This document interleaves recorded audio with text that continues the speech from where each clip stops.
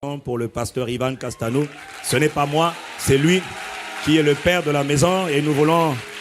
Ce séminaire n'aurait pas eu lieu s'il n'avait pas été sensible à la voix de l'Esprit. Je vous dis encore, je le dis encore de tout mon cœur, je ne suis pas du tout qualifié pour être là parce que c'est lui qui devait être là. Mais bon, comme le pépé, quand il parle, on est obligé de faire. Bon, il a dit tu fais. Ah, j'ai dit non, il a dit tu fais. Je suis un serviteur, je suis obligé de faire. Mais je sais que c'était aussi Dieu qui voulait que ça se passe ainsi. Amen. Voilà, mais nous ne pouvons pas commencer sans prendre le temps d'apprécier Dieu pour ce qu'il est en train de faire dans la vie de son serviteur, le pépé, son épouse. Pouvez-vous m'aider à apprécier Dieu, à bénir Dieu? Hé, mon frère, quand il faut honorer Dieu, on le fait de tout son cœur. Soit on le fait, si tu veux rester assis, reste assis. Ce n'est pas une obligatoire, ce n'est pas une obligation. Quand on le fait de tout son cœur, on le fait sincèrement. Quelqu'un dit Amen. Veuillez vous asseoir. La règle, c'est pas seulement servir Dieu, non. Il a dit, si tu veux avoir la récompense, il faut servir Dieu avec joie. Et de tout ton cœur. Si tu n'engages pas tout ton cœur, toute ton âme, alors tout ce que tu fais ne sert à rien. Voilà pourquoi quand on dit acclamer Dieu, mon frère, il y a des choses que tu ne feras jamais assez, c'est honorer Dieu. Toutes les fois que Dieu est présent, première chose que tu dois offrir à Dieu, c'est l'honneur. Et l'honneur s'exprime de plusieurs manières. Par des acclamations, par les cris de joie, par de la révérence, par de la gratitude. Ce sont toutes les différentes manières d'honorer Dieu. Quelqu'un dit Amen. Nous sommes reconnaissants de ce que Dieu est présent et Dieu veut nous parler encore ce soir. Nous sommes en train de regarder dans le livre de 1 Corinthiens chapitre 15, qui est notre passage de référence. Paul, par le Saint-Esprit, nous rappelle le contenu de l'Évangile. Cette semaine, le Seigneur a parlé à son serviteur dans le but de nous permettre de bien renforcer notre fondation. Ceux qui n'avaient pas de fondation, cette semaine, tu reçois une fondation totalement nouvelle. Ceux qui avaient déjà une fondation, comme beaucoup d'entre nous, tu es davantage affermi, davantage établi dans la vérité. Établi dans la vérité. La vérité, il n'y en a qu'une seule, c'est la vérité de l'Évangile. Et le Saint-Esprit nous parle. Le Saint-Esprit nous parle par la bouche de Paul. Il dit, je vous rappelle, frères, l'évangile que je vous ai annoncé, 1 Corinthiens 15, verset 1. Je vous rappelle, frères, l'évangile. Dis avec moi l'évangile. Il parle de la bonne nouvelle. Dis avec moi la bonne nouvelle. L'évangile que je vous ai annoncé, que vous avez reçu. C'est-à-dire que vous avez cru ou encore vous avez accepté. 1, tu entends l'évangile. 2, tu l'acceptes. Tu entends la parole. 2, tu l'acceptes. Ça veut dire que tu la crois. Tu la reçois, donc tu crois. Dis avec moi, je crois. Parce que quand tu crois, ce que tu crois ce soir, c'est ce qui va t'arriver maintenant. Tu entends la parole, tu reçois la parole, tu crois la parole, et ensuite tu dois tenir ferme. Dans quoi? Dans la parole que tu as entendue. Cette parole a la capacité de te faire devenir ce qu'elle a dit. Je répète, la parole a la capacité de te faire devenir ce que tu crois. La parole a le pouvoir de te faire devenir ce que tu as cru. Autrement dit, tu ne crois pas en vain. Mais il faut que ta foi soit basée sur l'évangile. Quelqu'un dit Amen et je continue. Et il nous dit, verset 2. Verset 2. C'est par lui que vous êtes sauvés. Si seulement vous le retenez dans les termes où je vous l'ai annoncé. Il faut retenir l'évangile dans les termes où il nous l'a annoncé.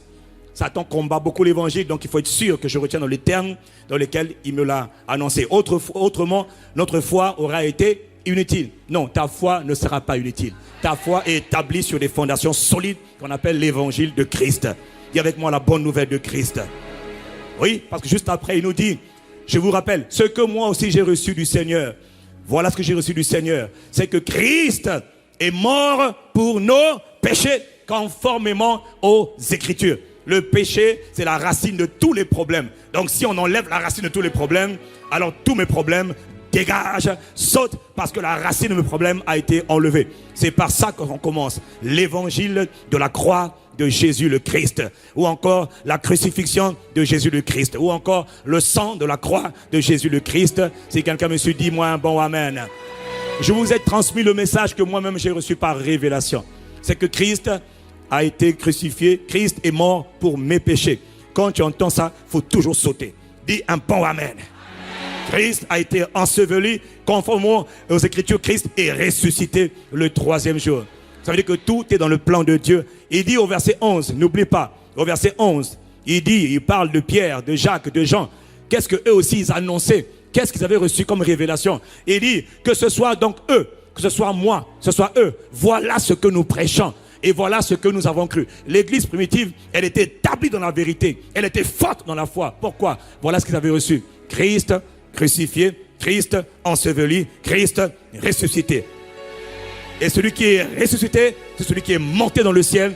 Il a bouclé la boucle et 10 jours plus tard, il a envoyé le Saint-Esprit. Il a été glorifié, et quand il a été glorifié, le Saint-Esprit est descendu, et le Saint-Esprit vient confirmer l'œuvre qu'il a accomplie. L'Esprit de Jésus. Ce soir, le Saint-Esprit est là pour confirmer ce que Jésus a déjà dit. Parce que Paul le dit, je n'ai pas honte de cet évangile. C'est la puissance de Dieu pour le salut de quiconque croit. Dans 1 Corinthiens 1, verset 18, il dit le message de la mort de Christ, ou encore la prédication de la croix. La prédication de la croix, elle est une folie pour ceux qui périssent. Mais pour nous qui sommes sauvés, c'est la puissance même de Dieu. Dieu a renfermé le mystère de la puissance, de la grâce, de l'abondance, de la bénédiction dans le message de la croix. Voilà pourquoi Paul a dit dans Galates chapitre 6, verset 14, moi, loin de moi la pensée de mettre ma fierté dans autre chose que dans la croix de mon Seigneur et Sauveur Jésus-Christ. Paul était fier quand il parlait de la croix. Il était fier. Paul était rempli d'assurance. Il pensait à la croix. Je suis très assuré. Je suis très fier quand je pense à l'œuvre achevée de Jésus-Christ. Mon assurance, mon audace a augmenté depuis que j'ai compris la croix. Depuis qu'il m'a donné la révélation de la croix. Quelqu'un dit Amen. Quelqu'un dit un bon Amen. Alors on n'a pas le temps de faire tous les résumés aujourd'hui naturellement. Mais ce qu'on a dit hier est très capital. Parce que l'histoire du salut a commencé dans le jardin de Gethsémane. La mission de notre Seigneur et Sauveur, il est l'agneau de Dieu. Je le répète, il n'est pas l'agneau du village, l'agneau de France. Non, il y a peut-être le coq de France, mais il n'y a pas un agneau de France. Il n'y a qu'un agneau qui vient de Dieu. C'est-à-dire, il vient du ciel. Il est sorti de Dieu, il est venu dans ce monde. Il est venu dans ce monde comme étant le Rédempteur, le Libérateur, le Sauveur. Et lui, quand il vient pour sauver les hommes, conformément à la volonté du Père, il vient pour enlever d'abord la racine du mal, c'est-à-dire le péché. Et il va régler une multitude de problèmes en même temps. Il va rétablir l'ordre dans le désordre, le chaos que Adam avait créé par sa haute trahison. Si quelqu'un me suit, dit Amen et je continue. Quand il vient pas avec une épée. Il vient pas avec un gourdin. Il vient pas avec un cheval. Il vient pas avec des chars. Non, il vient avec son sang. Sa mort est un sacrifice. Il est sacrifié pour sauver tous les hommes. Pourquoi son sang doit être versé? Pour Satan? Il faut payer une rançon à Satan? Non. Le sang qui est payé, c'est pour satisfaire la justice de Dieu. Hébreux 9, verset 22. Sans effusion de sang, il n'y a pas de pardon. Pour apaiser la colère de Dieu, quelqu'un doit assumer la responsabilité de la faute de tous les hommes. Quelqu'un doit être frappé, châtié, meurtri. Quelqu'un doit être assassiné. Quelqu'un doit être puni pour la faute de tous les hommes. Adam a péché, tous les hommes ont péché. Quelqu'un doit prendre sur lui la culpabilité de tous les hommes. Pourquoi? Parce que Dieu est juste. Dieu est saint. Et le salaire du péché, c'est la mort. Alors une personne va dire à Dieu, Père, je me sacrifie pour tous les hommes, afin d'apaiser ta colère et de te réconcilier avec tous tes enfants. Voilà pourquoi il dit dans Hébreux 10, dans le rouleau du livre, on parle de moi. Je viens, ô Dieu, pour faire ta volonté. Et ta volonté, c'est que quelqu'un paye pour la faute de tout le monde, afin que la justice de Dieu soit établie. Qu'on ne dise pas, Dieu est injuste. Non, Dieu est juste. Voilà pourquoi la seule personne qui peut sauver les hommes, c'est Dieu lui-même. Pourquoi? Parce que cette création qu'on appelle la race humaine, elle a été créée exactement comme Dieu. Les anges sont des êtres, mais ils ne sont pas comme les hommes. Non, il y a une multitude de créatures dans l'univers, mais la race humaine, c'est la seule dont il est dit qu'elle a été créée à l'image de Dieu. Elle est comme le miroir. Quand le Père nous voit, quand Jésus nous voit, il se voit. Il nous a créés exactement comme lui, à son image et à sa ressemblance. Si quelqu'un me suit, dit Amen. Voilà pourquoi pour sauver les hommes, il fallait que lui-même vienne faire le travail. Personne ne pouvait le faire à sa place. Et la première étape de son salut, après le dernier souper qu'on a vu hier, il a commencé par le jardin de Gethsémane. Pourquoi? Parce que c'est dans le jardin de Gethsémane, dans le jardin d'Éden, que le chaos a eu lieu, la rébellion a eu lieu, la désobéissance a eu lieu. Adam s'est détourné de la volonté de Dieu.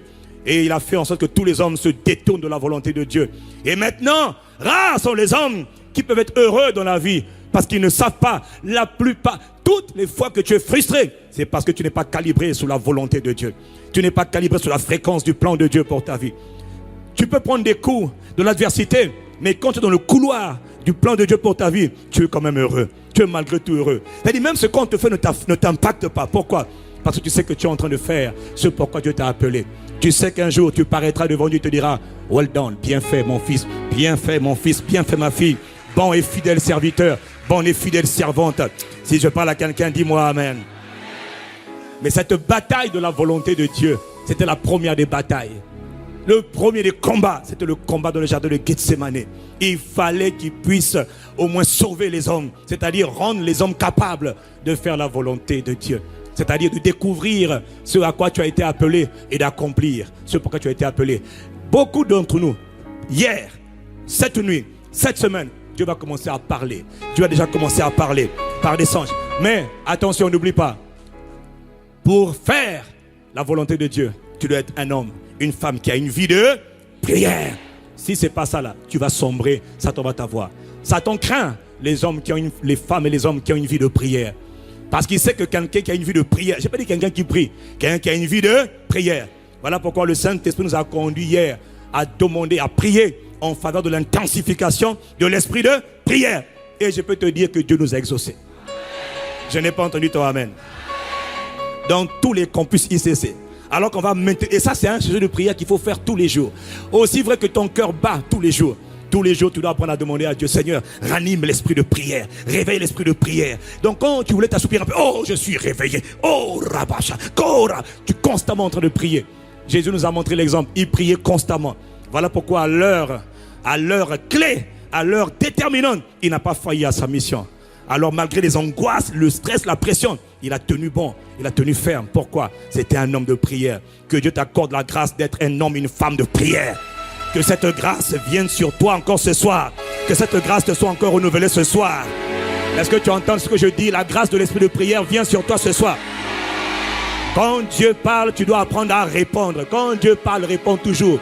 Si tu as tes cahiers sur tes jambes, il faut laisser les cahiers. Mets-les par terre, ton iPad, mets-les par terre. Dieu va parler ce soir, tu vas réagir. Quelqu'un dit amen. Quelqu'un dit amen. Isaïe a dit, pendant que je prophétisais, l'esprit entra en eux. L'esprit va te toucher ce soir. Dans les campus, je veux entendre quelqu'un dire amen. Et ainsi que dans les campus, dans les familles. Vous qui êtes dans les campus, vous devez réagir comme ceux qui sont dans cette salle. Même si tu es seul à la maison, tu es dans un appartement, tu dois réagir là où tu es. La qualité de ta réponse détermine la qualité de grâce qui vient sur toi. Donc toi qui as levé la main, reçois la grâce de l'esprit de prière. Reçois cette grâce de l'esprit de prière. Intensification de l'esprit de prière et d'intercession. Je répondrai sur les églises ICC et sur tous les membres. Un esprit de grâce et de supplication. Un esprit de grâce et de prière. Quand une église est en prière, là, Satan dit aïe, aïe, aïe, je dois quitter cette église parce qu'ici ça chauffe, ça chauffe. Tu vas partir. Quelqu'un me dit amen. Après qu'il ait versé son sang dans le jardin de Gethsémane, après que le sang a été versé, ça n'était fini. Il leur a dit hier, c'est bon, levez-vous.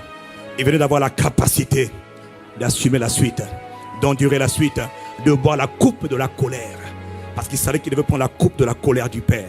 N'oubliez pas, il est Jésus de Nazareth, le Christ, le sauveur de tous les hommes. Quelqu'un me dit amen. Dès qu'il est dans le jardin de Gethsémane, la prochaine étape, ils sont venus l'arrêter. Judas, qui était son disciple, lui a dit: salut Rabbi. Jésus lui a dit: fais ce que tu dois faire. Ils l'ont pris, ils l'ont livré. Et pendant les heures qui ont suivi, il a eu droit à 3 procès. Il a eu droit à un procès d'abord religieux, composé de 3 étapes. Premièrement, on l'a emmené la nuit, c'était illégal. La nuit, on l'a emmené chez Caïphe, l'ancien souverain sacrificateur, plutôt chez Anne, pardon, l'ancien souverain sacrificateur. Et là, il a été interrogé. Et là, ils ont commencé à le mépriser. Ensuite, il l'a emmené, toujours pendant la nuit, il l'a emmené chez Caïphe, le souverain sacrificateur de cette époque-là. Et Caïphe a commencé à l'interroger. Tout ce qu'il voulait, c'était le piéger. Ils ont commencé à produire des faux témoins, toutes sortes de faux témoignages. Pendant la nuit, un procès illégal. Jésus ne disait rien du tout. La seule fois où Jésus parlait, c'est quand on touchait à son identité. Es-tu roi? Je le suis. Mais quand on dit que tu as volé, tu as triché, tu as parlé, il ne dit rien. Il n'a rien à dire. Il ne perd pas son temps à se défendre. Il sait qu'il doit mourir. Il est le sacrifice. Mais quand on touche à son identité, es-tu le fils de Dieu? Il dit oui. affirmatif. Alors, il blasphème. Ils ont dit qu'il blasphémait. Le matin, la troisième étape de ce procès religieux, ils ont réuni tout le Sanhédrin. Le Sanhédrin s'est rassemblé, donc le conseil des anciens et des religieux. Et là, ils l'ont condamné. Cet homme doit mourir. Et immédiatement après, le matin, ils l'ont emmené chez Pilate. Pilate le reçoit. Pilate dit, mais qu'est-ce qu'il a fait? On ne peut pas t'emmener quelqu'un s'il n'a rien fait. Il dit, mais jugez-le vous-même. Il dit, non, Pilate, cet homme-là doit mourir. Comment ça, il doit mourir? Pilate reçoit Jésus, le Christ, et il commence à l'interroger. Jésus ne répond pas. Il dit, tu ne me réponds pas à moi? Il dit, qui es-tu? Es-tu roi des Juifs? Non, il dit, es-tu roi? Il dit, je suis roi. Je te le confirme, je suis bien roi. Et toutes les autres questions, Jésus ne prend pas le temps de répondre. Parce qu'il sait que quand il va répondre, Pilate va être touché. Et si Pilate est touché, il va être innocenté. Donc il se tait, comme une brebis qui est muette. N'oublie pas, il est la parole de Dieu. Il est la sagesse de Dieu. Il sait comment toucher le cœur d'un homme. Voilà pourquoi Jésus ne parle pas. S'il parle là, c'est compliqué pour lui. Il est le sacrifice, il doit mourir. Dis-moi amen et je continue. Alors Pilate, après interrogatoire, Pilate a peur. Pilate, la femme, pendant qu'il est en train de siéger, la femme de Pilate lui envoie un message. Il dit, fais attention à ce juste. Fais attention à ce juste. Toute la nuit, j'ai souffert à cause de cet homme. Je ne le connais pas, mais fais attention, c'est injuste. Ne le touche pas. Pilate a eu peur, il dit, ah, le type là est bizarre. Qui es-tu? Il ne répond pas. D'où viens-tu? Il ne répond pas. Et au bout d'un certain temps, il a demandé aux Juifs, normalement, je dois relâcher quelqu'un à chaque période de cette année. Vous voulez que je relâche qui? Je relâche qui? Barabbas ou bien Jésus? Et l'ennemi était en train de travailler dans la scène, dans la foule. Et il a commencé à dire aux gens, allez, allez, réclamez la mort de Jésus. Libérez Barabbas, libérez Barabbas, libérez Barabbas. Il dit, mais pourquoi cet homme-là est juste? Il n'a rien fait. Il a insisté. Mais au final, là, le bruit du peuple était trop fort. Libérez Barabbas, crucifiez Jésus. Et la Bible dit, dans Marc chapitre 15, au verset 15, Pilate, voulant satisfaire la foule, leur relâcha Barabbas. Et après avoir fait battre de verge Jésus, il le livra pour être crucifié. Après avoir fait battre de verge. La première étape a eu lieu dans le jardin de Gethsémane. La deuxième étape a eu lieu maintenant dans le prétoire, c'est-à-dire dans la cour intérieure du palais de Pilate. Que s'est-il passé? Que s'est-il passé? On dit qu'il a été battu de verge. Mais les détails de ce qui s'est passé pendant cet épisode nous sont relatés par le prophète encore Ésaïe. Ésaïe, 700 ans avant, a eu la vision, a eu la révélation de ce qui se passait réellement ce jour-là. Et dans Ésaïe chapitre 50, verset 6, il entend, Ésaïe prophétise. Mais ce n'est pas lui qui est en train de parler, c'est le Messie qui est en train de parler. C'est le serviteur, le Rédempteur qui est en train de parler.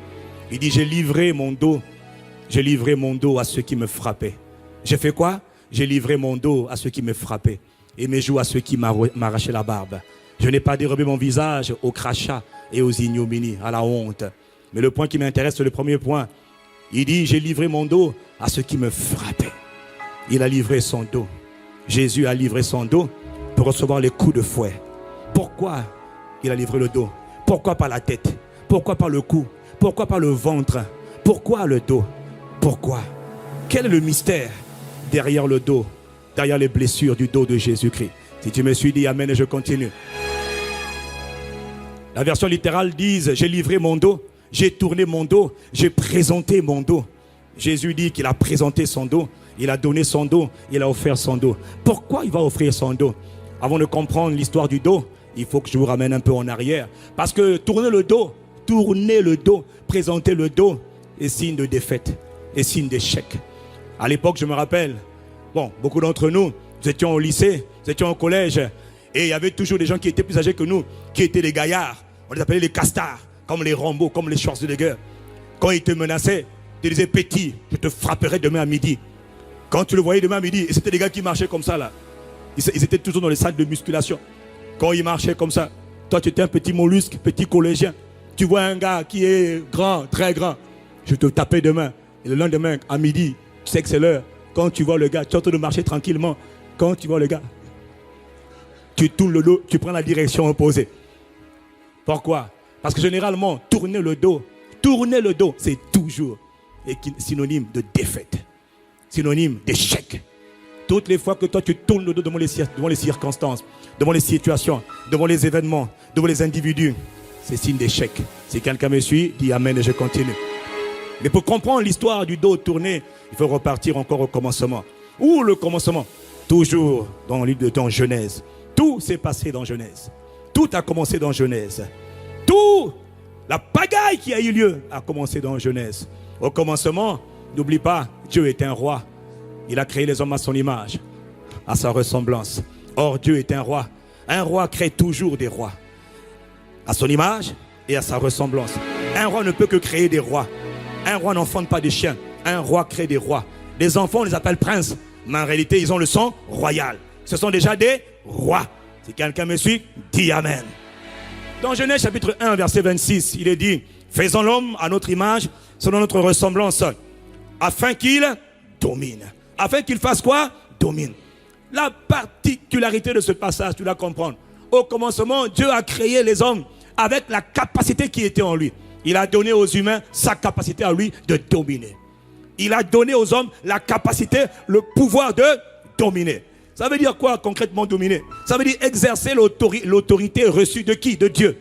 Parce que ce qu'il a donné comme mandat à l'homme, c'est le mandat que Dieu a donné à l'homme, la capacité de dominer. C'est-à-dire prendre l'autorité que nous avons reçue de Dieu pour soumettre, pour commander, pour faire plier, pour assujettir, pour contrôler, pour commander les situations, les événements, les pensées, les émotions, les ennemis. Quelqu'un qui exerce le mandat de la domination ne peut pas être rempli de haine. Impossible. Parce que quand la haine vient, tu la refuses. Quelqu'un qui est rempli du mandat qui comprend la domination, quand Dieu habite en lui, on te dit qu'on va te faire du mal, tu ne peux pas avoir peur. Non. Quand on domine, on triomphe sur les émotions. On triomphe sur les émotions négatives. On contrôle les émotions positives. On contrôle la sagesse qui sort de nous. Est-ce que je parle à quelqu'un ce soir? Quand on domine vraiment, on n'a peur de rien. Non, on n'a peur de rien. Pourquoi? On domine sur les émotions. On domine sur les mauvaises pensées. On domine sur les ennemis. Pour que tes ennemis veuillent te faire la guerre, il faut qu'ils réfléchissent bien. Il y a quelqu'un ici, tes adversaires vont commencer à réfléchir. Ils vont avoir des réunions à cause de toi. J'ai pas fini, j'arrive. Dis-moi amen et je continue. Peu de croyants comprennent l'importance de l'autorité. Il nous a donné, il a dit afin qu'il domine. En réalité, il nous a donné ce qu'on appelle l'autorité divine. C'est-à-dire son autorité. Quelqu'un me dit amen. Dis avec moi, Dieu m'a donné son autorité. Il a donné l'autorité à qui? Il a donné l'autorité aux êtres humains. Il a dit faisons les hommes, c'est à eux qu'il a donné l'autorité. Or ce mot autorité là, quand on étudie bien ce mot autorité, en réalité ça veut simplement dire que c'est le pouvoir, c'est-à-dire la capacité de commander. De commander et d'être obéi. Quand on parle de l'autorité, le langage de Dieu, quand on te dit je te donne l'autorité, il te dit, c'est pas l'argent, non. On peut ne pas avoir d'argent. Mais quand on a l'autorité, donc la capacité de commander, d'être obéi, on est capable d'appeler l'argent quand il n'y a pas l'argent. Quand on a l'autorité, on parle aux événements, les événements se manifestent. La Bible dit que Dieu il dit une chose et la chose arrive. Il parle et la chose existe. Pourquoi? Jésus n'avait pas toujours l'argent. Quand on lui a dit paye les impôts, il dit Pierre, va chercher. Là-bas il y a un fleuve, il y a une petite rivière là-bas. Il y a un poisson qui va venir. Prends la bouche de ce poisson-là, ouvre la bouche, sors les pièces. L'autorité. Il n'était pas à court. Non, frère, il faut comprendre l'évangile. Ah non. Que Dieu t'aide à comprendre la notion d'autorité. On a déjà prié pour que ton intelligence soit ouverte avant même que je prenne le micro. Ton esprit est déjà ouvert pour comprendre la parole. Si quelqu'un me suit, dit amen. Dieu a donné aux hommes l'autorité, c'est-à-dire le droit de commander et d'être obéi. Ce droit de commander et d'être obéi a été donné aux êtres humains. Pas à tout le monde, aux êtres humains. C'est par cette autorité, par exemple, que Josué peut s'arrêter pour dire, dans Josué 10, soleil, arrête-toi sur Gabaon. Lune, arrête-toi sur la vallée d'Ajalon. Ne bouge plus. Il parle au soleil. Et le soleil obéit. Il parle à la lune s'arrête. Est-ce que tu entends? C'est avec cette capacité, Jésus dit au figuier, figuier, toi là, il n'y a plus de fruits qui sortent de toi. C'est terminé. Le lendemain, le figuier était sec. Il dit, ah! Il nous a montré la loi de l'autorité. Tu dis une chose et la chose est accomplie. Tu parles, la chose est établie. On appelle ça l'autorité. Le Seigneur m'a montré que l'autorité, là, mon frère, quand quelqu'un est conscient de l'autorité, on va de gloire en gloire, de coudée par coudée, mesure après mesure. Mais quand tu deviens pleinement conscient de la loi de l'autorité, tu vas te rendre compte que finalement, il n'y a rien que tu dois subir dans la vie. Parce que pourquoi Dieu nous a donné l'autorité? Parce que dans ce monde-là de ténèbres, si tu n'as pas d'autorité, tu vas subir. Soit tu commandes, soit tu subis. Le monde dans lequel on est, le monde qui a été infiltré par le péché, qui a été pris d'assaut par le monde des ténèbres, si tu n'exerces pas l'autorité, tu vas subir. Est-ce que je parle à quelqu'un ce soir? Beaucoup aiment Dieu, beaucoup subissent. Parce qu'ils n'ont pas appris la règle d'engagement de l'autorité. Le droit de commander et d'être au pays. Quelqu'un dit Amen, je continue. Ce droit a été donné à qui? Aux êtres humains. Et comme Dieu l'a donné aux êtres humains, Dieu assume. Faites attention. Quand Dieu dit une chose, sa chose s'accomplit. Et Dieu ne revient pas. Il n'est pas un homme pour mentir, ni un fils de l'homme pour se repentir. Psaume 89, verset 35 nous dit: je ne violerai point mon alliance et je ne changerai pas ce qui est sorti de mes lèvres. Donc faites attention. Quand Dieu a donné l'autorité, Dieu ne se repent pas. Il ne change pas d'avis. À qui a-t-il donné l'autorité? Aux êtres humains. Il y avait une créature qui a entendu quand Dieu parlait à Adam. Il dit, une créature qu'on appelait Lucifer, qui rôdait dans le jardin. Il a vu la crème de la création de Dieu. Il a envié, il convoitait cette créature qu'on appelle la créature, la race humaine. Il a haïssé parce qu'il avait été précipité sur la terre. On ne sait pas exactement quand, mais il était là, jaloux, plein de haine, plein de rancœur, plein d'amertume. Créature extrêmement méchante, voleur, destructeur, menteur. Il regardait Adam, il dit mais c'est pas possible. Il a eu tout ça. Tout ce pouvoir lui a été donné sur la terre. Dieu les aime trop. En plus, il leur a tout donné. Qu'est-ce que Lucifer vient faire dans le jardin d'Éden? Il approche Adam. Dans quel but? Il passe par Ève. Pourquoi est-ce qu'il approche? Qu'est-ce qu'il cherche dans le jardin d'Éden? Il cherche quoi? Adam est nu. Il n'y a rien à chercher. Il n'y a pas de diamant, il n'y a pas d'argent, il n'y a pas d'euros. Non, il n'y a rien à voler. Adam est nu. Qu'est-ce qu'il cherche? Il cherche ce que Dieu a donné à cet homme. Le pouvoir de commander et d'être au pays. Le pouvoir de commander et d'être au pays. Dire, oh, si seulement je pouvais prendre ce qu'on lui a donné. Si seulement je pouvais ravir ce qu'on lui a donné, je serais le maître incontesté de la terre. Je pourrais faire tout ce que je veux. Mais l'autorité n'a pas été donnée aux esprits. Elle a été donnée aux êtres humains. Donc ces esprits qui ont une âme et qui habitent dans un corps. Pas aux esprits purs, non, aux êtres humains. Adam, Satan le sait, Lucifer le sait. Alors il va passer par la ruse. Il va passer derrière le serpent. Il va approcher Ève. Son objectif, c'est d'approcher Adam. Pourquoi? Dites-moi, s'il voulait prendre l'autorité, pourquoi il n'est pas venu faire un coup d'état directement? Hé, Adam, je te déclare la guerre. Tu vas voir. Pourquoi il ne s'est pas battu? Pourquoi il ne s'est pas battu contre Adam? Quand il n'a pas engagé là, s'il est fort, pourquoi il n'est pas allé main nue? Pourquoi utiliser la ruse? Quand tu as le pouvoir de vaincre quelqu'un, pose-toi la question.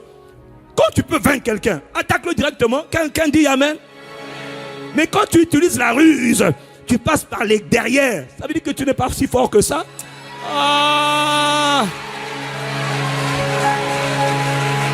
Quand quelqu'un passe toujours derrière toi pour te faire du mal et il n'ose pas te le dire en face, c'est un faible. Oh, tu as raté une bonne occasion de dire Amen. C'est qu'il n'est pas si fort que ça. Il n'est pas si fort que ça. Adam était là. Pourquoi il n'a pas affronté Adam? Adam avait l'autorité, le droit de commander, d'être au pays. Qui a donné à Adam cette autorité? Dieu, créateur de l'univers, maître des temps et des circonstances, souverain de tous les souverains, roi des rois et seigneur des seigneurs. Va toucher à Adam. Quand tu touches à Adam, Adam dit j'ai l'autorité. On ne touche pas à ce genre de personne. Est-ce que quelqu'un peut me dire Amen? Alors qu'est-ce qu'il fait? Il utilise la ruse. Mais son but c'est le même, ravir l'autorité, c'est-à-dire le droit de commander et d'être au pays. S'il a ce pouvoir, il pourra faire souffrir les hommes, il pourra contrôler la terre entière, le monde entier. Il a été précipité, c'est vrai, mais il ne sera pas détruit parce qu'il va commencer à détruire la créature de Dieu. il va les affliger, il va les tourmenter, et il va régner en maître sur la terre. Il sera le maître incontesté de ce monde qu'on appelle la planète bleue que Dieu chérit tellement. Alors voilà ce qui s'est passé. Par la ruse, par la séduction, il a fait tomber.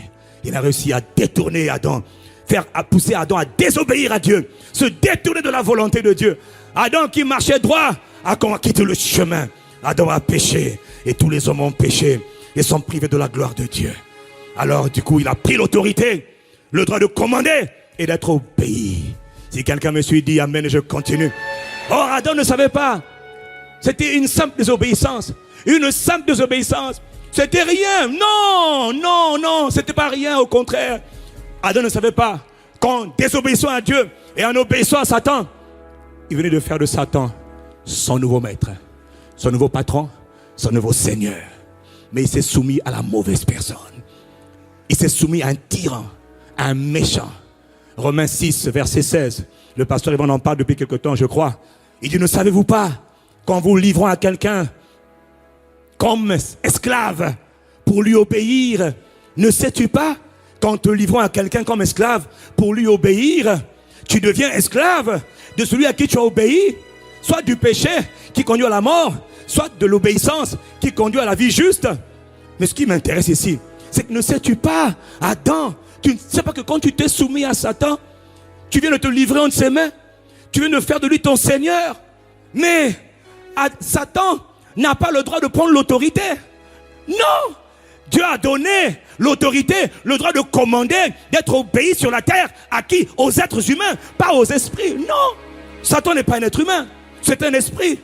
Mais pour exercer l'autorité sur la terre, il a besoin d'un être humain qui lui donne l'autorité. Satan a besoin, tout esprit a besoin qu'on lui confie l'autorité. Tout esprit a besoin qu'on lui confie le droit de commander et d'être obéi. Si quelqu'un me suit, dit amen. Que s'est-il passé? C'est l'homme qui a décidé de donner à Satan l'autorité qu'il avait. Et Satan prend l'autorité que tu as. Et il commence à faire beaucoup de signes. On voit des tourbillons. Qui? Ou bien on dit, waouh, les démons sont forts. Non, ils travaillent avec l'autorité que Dieu a donnée aux hommes. Ils ne sont rien. Ils n'étaient rien. Ils ont pris l'autorité chez Adam. Tout ce qu'ils font sur la terre, ils le font avec l'autorité qu'ils ont volée. Est-ce que quelqu'un entend ce que tu dis? Ah, il peut déplacer le soleil. Mais Josué a déplacé le soleil. Josué a arrêté le soleil. Josué a arrêté la lune. On ferme la pluie. Chez nous, il pleut beaucoup. On ferme la pluie. Je n'ai pas entendu ton amen. Dans les villages en Afrique, dans toutes sortes de mysticisme, on dit, le gars là, ce sorcier-là, il s'est amené la foudre. Fou. On dit, waouh, parce que c'est un sorcier. Non, c'est une autorité, capacité que Dieu a donnée aux hommes, aux êtres humains. Sur la terre, ils ont le pouvoir. Maintenant, après, chaque être humain décide à qui il donne, à qui il se soumet. Si le charlatan, le magicien, le sorcier se soumet à Satan, il reçoit le pouvoir de Satan. Mais Satan a besoin d'un agent sur la terre pour opérer. Si Satan n'avait pas d'instrument, d'argent, d'être humain sur la terre pour opérer, Satan ne pourrait pas lancer un sort contre quelqu'un. Écoute-moi bien, pour qu'on lance un sort sur un autre, aucun démon ne peut attaquer directement quelqu'un, non. Si un démon t'attaque, si un esprit mauvais t'attaque, ça veut dire que quelqu'un a dû faire quelque chose pour lui permettre de t'attaquer. Est-ce que tu entends? Un esprit sur la terre ne peut pas aller attaquer quelqu'un s'il n'a pas été envoyé. Et pour le faire, il faut qu'il passe par quelqu'un. Un agent occulte, un serviteur. Quelqu'un doit soumettre sa volonté, ses plaisirs à Satan. Et Satan doit pouvoir maintenant le contrôler. Maintenant par toi, je vais maintenant attaquer le frère qui est là. Tchou! Oui. L'esprit mauvais peut attaquer quelqu'un, mais il a besoin d'avoir un point de contact. Quelqu'un me dit amen. D'où leur vient cette capacité? C'est la capacité que Dieu a donnée aux hommes. Si quelqu'un me suit, dit amen et je continue. Dis-moi amen et je continue. Retiens bien ceci, c'est l'homme qui donne à Dieu, ou c'est l'homme qui donne à Satan le pouvoir de le détruire. Si tu te soumets à Dieu, tu donnes à Dieu le pouvoir de te construire, de t'édifier, de te relever. Parce que Dieu aussi ne peut rien faire sans passer par un homme. Il a dit, les cieux sont les cieux de l'Éternel. Mais la terre, il a donné aux êtres humains. y a beaucoup de gens qui disent ça, mais je ne comprends pas. Si Dieu était Dieu, pourquoi? Non, Dieu est au contrôle. On attend seulement que Dieu fasse. Dieu a déjà tout fait. Dieu a donné le contrôle aux êtres humains. Dieu a donné le contrôle aux êtres humains. Dieu a donné le contrôle aux êtres humains. La responsabilité de la terre appartient aux êtres humains. Il y a beaucoup de choses qui se passent sur la terre parce que les êtres humains ne font pas leur travail. Satan en profite parce que les croyants ne font pas leur travail. Pourquoi Dieu a permis? Parfois Dieu a permis parce que quelqu'un ne s'est pas levé pour intercéder. Quelqu'un ne s'est pas levé pour prier. Quelqu'un ne s'est pas levé pour changer la situation. Est-ce que je parle à quelqu'un ce soir? Mais dis-moi, si tu as une maison, imagine tu as une maison. La maison, tu l'as construite, tu l'as achetée, ton appartement, il t'appartient. Très bien. Maintenant, imagine, tu signes un contrat de bail avec quelqu'un. Tu mets ton appartement en location. Je te pose une question. Si un voleur vient voler l'appartement, c'est la responsabilité de qui? Du locataire ou du propriétaire? Le locataire. Si quelqu'un vient piller ta maison, ne blâme pas le propriétaire. Le propriétaire a donné un bail à un locataire. Si quelqu'un vient piller la maison, ce n'est plus la faute du locataire, du propriétaire. Propriétaire, on m'a volé mes meubles. Mais monsieur, c'est pas moi. Fallait sécuriser votre maison. Fallait fermer votre vitre, vos fenêtres, vos portes. Dieu a donné les responsabilités, le contrôle de la terre aux êtres humains. Les humains maintenant doivent faire le travail. Si tu veux que Dieu contrôle, il faut que tu invites Dieu. Tu entends? Si tu veux que Dieu vienne contrôler, il faut que tu l'invites par la prière. Si Dieu n'est pas invité, Dieu ne peut pas venir. Satan va être là. Le locataire doit dire, oh Dieu, à l'aide. Dieu intervient. Si je parle à quelqu'un, dis-moi un bon amen. Il faut comprendre le principe de l'autorité.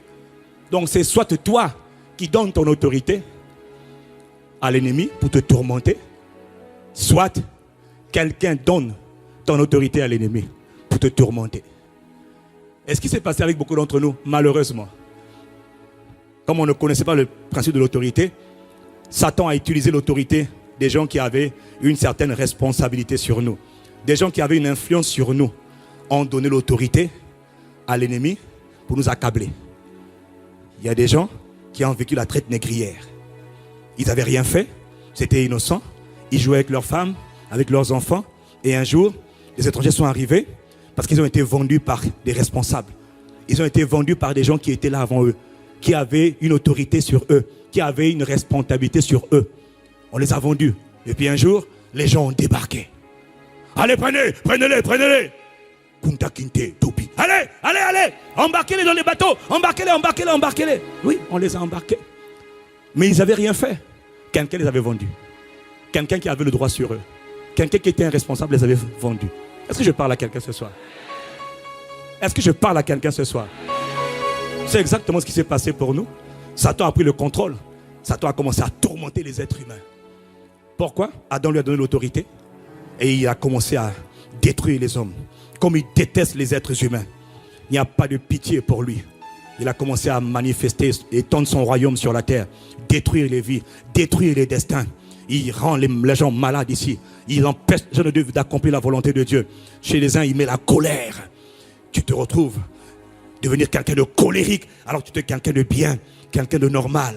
Il a fait de toi un esclave. À cause du fait que tu as été vendu sans savoir. Beaucoup de gens naissent. Ils naissent dans ce monde. Ils ne savent pas ce qui a été fait avant eux. Et ils sont en train de subir des choses qui ont été faites, qu'ils ne comprennent pas, qu'ils ne contrôlent pas. Beaucoup subissent des influences. Dis avec moi, des influences. On ne sait pas d'où ça vient. On ne sait pas où ça va. On sait qu'il y a des choses qu'on ne maîtrise pas.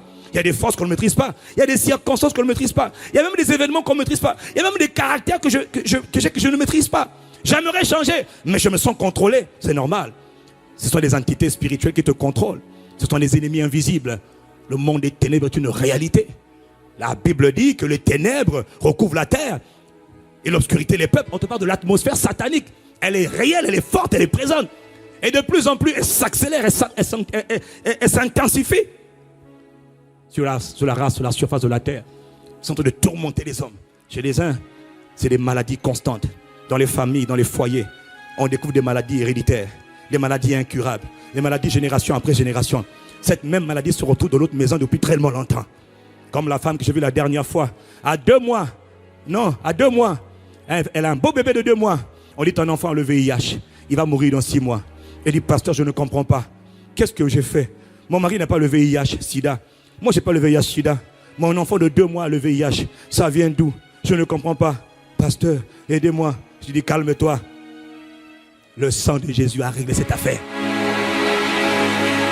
Et pendant qu'elle est en train de parler, il dit, qui a le VIH chez vous? Elle dit, personne. Je dis, non, il y a forcément quelqu'un qui a le VIH dans votre maison. Et puis elle dit, ah, c'est vrai.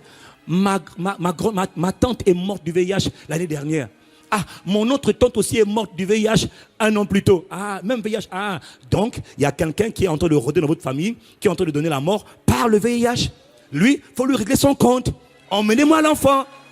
Quand on a emmené l'enfant, on a dit, hé, démon, cet enfant-là ne t'appartient pas. Tu sors, Jésus l'a racheté par son sang. Tu sors. Et on a prié.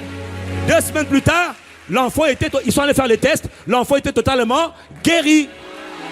Pas de transpiration, pas de sueur, rien, juste le sang. On dit amen et je continue. Dis-moi amen et je continue. Satan a tourmenté les gens. Et il tourmente encore aujourd'hui. Il tourmente les gens par la colère, par la manipulation, la sorcellerie. Les gens sont tourmentés. Il y a plein de gens qui font des choses qu'ils n'ont pas envie de faire. D'autres, c'est la sexualité, l'impureté, la fornication. Il y a tellement de gens qui sont prisonniers. Ils sont esclaves. Il y a des gens qui font des choses qu'ils n'ont pas envie de faire, qui regrettent, mais ils le font quand même. Un frère, une soeur qui me dit, pasteur, aidez-moi, je suis comme un ouragan. Je suis comme une tempête. Quand je me mets en colère, je ne me contrôle pas. Je casse tout dans la maison. Et mes enfants sont terrorisés. Et je ne sais pas pourquoi je fais ça. J'ai vu les psychologues, ils ne peuvent pas t'aider. J'ai vu les conseillers conjugaux, ils ne peuvent pas t'aider. Ils ne peuvent rien faire. Eux, ils ont leurs propres problèmes de leur famille. Là, tu as besoin du sang de Jésus-Christ. Pourquoi? Mais parce que le Père a déjà donné la réponse. Ah non, ce n'est pas une nouvelle réponse, c'est la même. Il y a une seule réponse. On dit amen et je continue. Les hommes ont subi l'idolâtrie. Les hommes souffrent. Satan tourmente les hommes. Il tourmente les hommes. Et je dois vous dire une réalité. C'est que depuis Genèse, depuis que Adam a chuté, jusqu'à l'arrivée du Rédempteur, les hommes subissaient la défaite. Qui, dites-moi, dans quel passage tu as vu quelqu'un dire, un prophète dire, au nom de l'Éternel, esprit impur sort? Jamais quelqu'un dit une chose pareille. Jamais. David, lui, jouait souvent la musique. Quand il jouait la musique, les démons partaient. Il ne comprenait pas ce que Dieu faisait derrière, mais il jouait seulement. Comme il était oint et il aimait Dieu, les démons sortaient. David n'a jamais dit, esprit de folie, laisse mon maître. Qui pouvait parler à un démon? Quand il tourmentait, quand l'esprit de mort venait prendre quelqu'un, on dit seulement, prions pour le repos de son âme. Il n'y a pas d'espoir. Personne ne pouvait dire, esprit de mort, sors. Qui allait dire ça? Impossible. Impossible. Tout le monde subissait la loi du plus fort, la loi du royaume des ténèbres. Le royaume des ténèbres dominait le monde. Ils écrasaient les hommes.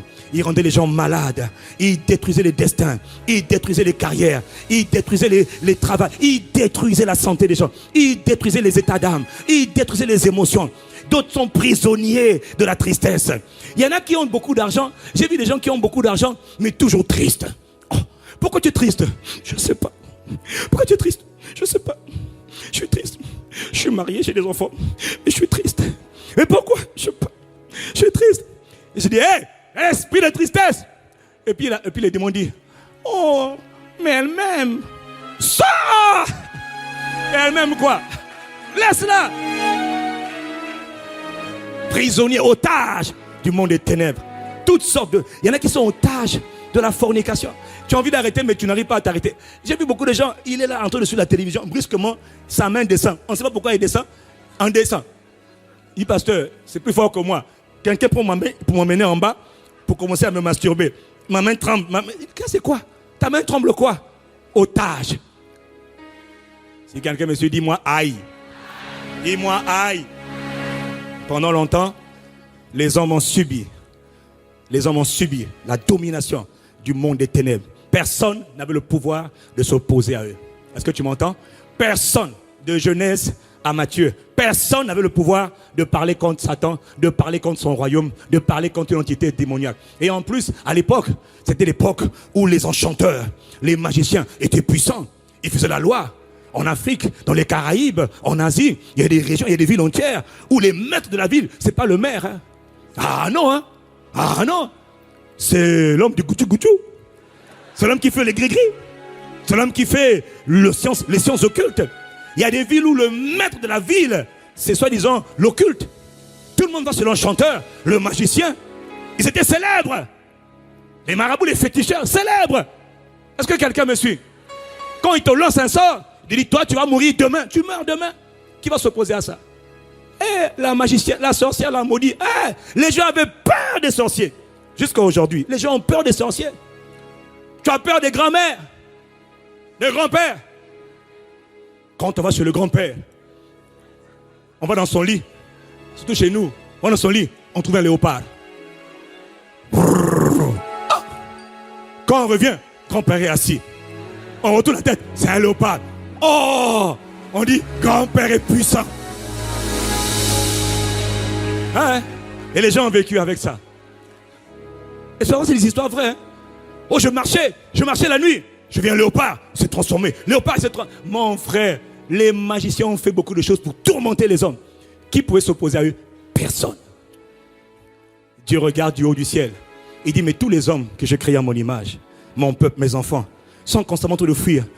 Il y en a qui, pendant la nuit, on vient, mari de nuit, il vient, il te prend, tu es une femme, et couche avec toi. Et le matin, tu te réveilles, tu es mouillé. Permettez l'expression. Qu'est-ce qui s'est encore passé? Je ne comprends pas. Au nom de Jésus, au nom de Jésus. Oh, mais ça ne marche pas. Et toi aussi, femme de nuit, elle vient, elle couche avec toi. C'est un esprit des eaux. C'est un esprit femme de nuit. Ils abusent. Beaucoup se sentent impuissants. Ils n'arrivent pas à s'en sortir. Il y en a qui en couche pendant même que tu es au métro. Il y en a qui, un esprit vient. Il y a des histoires sales, sordides. Ils subissent. Qui va? Et puis les démons sont orgueilleux. Ils sont hautains, ils sont prétentieux. Ils sont arrogants. On tient les hommes. Personne ne va les libérer. Personne ne va s'en sortir. On les tient. Vous allez nous subir sur la terre. Ha, ha, ha. Quand on dit tu meurs, tu meurs. Tu pars, tu pars. Allez, colère, tu vas me subir. Moi, je suis la colère. Quand je rentre en toi, je vais te rendre colérique. Je vais bousiller ta vie, bousiller ta famille, bousiller ton mariage, bousiller tes enfants. Je suis l'esprit de colère. Est-ce que quelqu'un me suit? Tous les hommes subissaient. Tous les hommes fouillaient. Tous les hommes étaient constamment dans l'échec. Devant ces puissances démoniaques. Ces esprits du monde des ténèbres. Et papa voit ça depuis le ciel. Non seulement il est privé de ses enfants à cause du péché, mais en plus il voit les enfants en train de fuir constamment devant l'ennemi. En train de fuir constamment. Quand on dit qu'il y a des démons là, tout le monde fuit. Il y a des sorciers, tout le monde fuit. Des magiciens, tout le monde fuit. Des gens occultes, tout le monde fuit. Papa dit non, on ne les a pas créés pour ça. Ils ont été créés à notre image, selon notre ressemblance. Quelqu'un doit les sauver. Quelqu'un doit les délivrer. Quelqu'un doit arrêter ce simulacre. Quelqu'un doit arrêter cette pagaille. Ils ne sont pas créés pour fuir. Je les ai créés pour dominer. Je les ai créés pour avoir le droit de commander, d'être obéis. Ils sont en train de subir. Ils ne commandent plus, mais ils subissent. Ils subissent. Non, il faut les sauver. Voilà pourquoi le Père met en œuvre le plan du salut. Et le Père, pour sauver les hommes, pour faire en sorte que les hommes arrêtent de fuir devant le monde. Écoute-moi bien. Pour te rendre capable de fuir, de ne plus fuir devant le monde des ténèbres, Dieu doit envoyer le libérateur. Dieu doit envoyer le sauveur. Il vient pour te sauver dans le but de te rendre capable de ne plus jamais reculer, de ne plus jamais avoir peur. Parce que tu sais, quand on a vécu pendant 400 ans dans l'esclavage, pendant des années on t'a dit esclave, esclave, esclave. Oui, oui, oui, oui, on t'a diminué. Mon frère, ça prend des années à guérir. Quelqu'un me dit amen. Le libérateur dit bon, on doit arrêter cette affaire-là.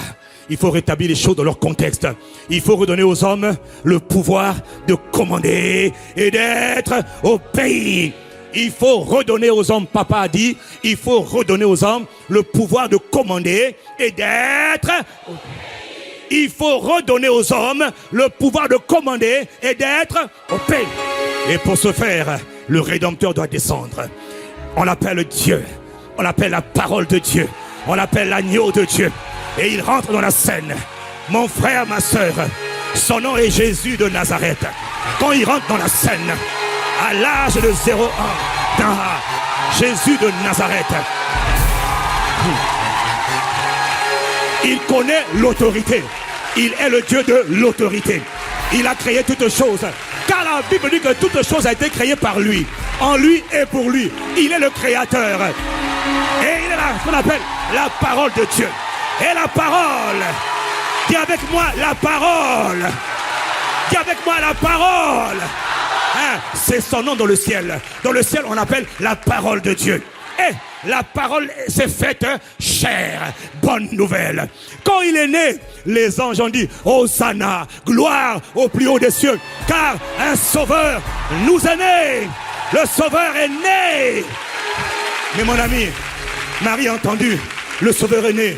Quand il est né, le sauveur, les anges, les mages plutôt, sont venus, les anges ont chanté, les mages sont venus faire des cadeaux, des présents. On a dit, waouh, cet enfant-là, il va emmener le relèvement de plusieurs. Cet enfant, c'est par lui que Dieu va sauver le monde. Un petit enfant, l'enfant a grandi, on voit rien. Oh, mais l'enfant là, il est bizarre.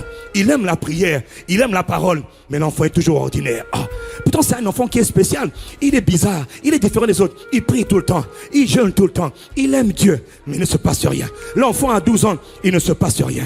L'enfant a 20 ans, il ne se passe rien. On l'appelle le charpentier. On appelle Jésus le charpentier. Il ne se passe rien. Il voit les gens mourir, il voit les gens tourmentés, il voit les gens malades, il ne se passe rien. Il voit les activités démoniaques, il ne se passe rien. L'enfant est là, il attend son heure. Il est déjà dans le monde, il est le rédempteur. Et il attend son heure. Et plus le temps passe, plus on voit l'enfant. 25 ans, il ne se passe rien. Mais Marie dit, mais mon fils, quand tu étais né il y a 25 ans là, il y a des paroles qu'on a dit à ton sujet. Il y a des choses qu'on a prophétisées sur toi. Comment ça se fait qu'on ne voit encore rien? Maman, mon heure n'est pas encore venue. Et tu attends quoi?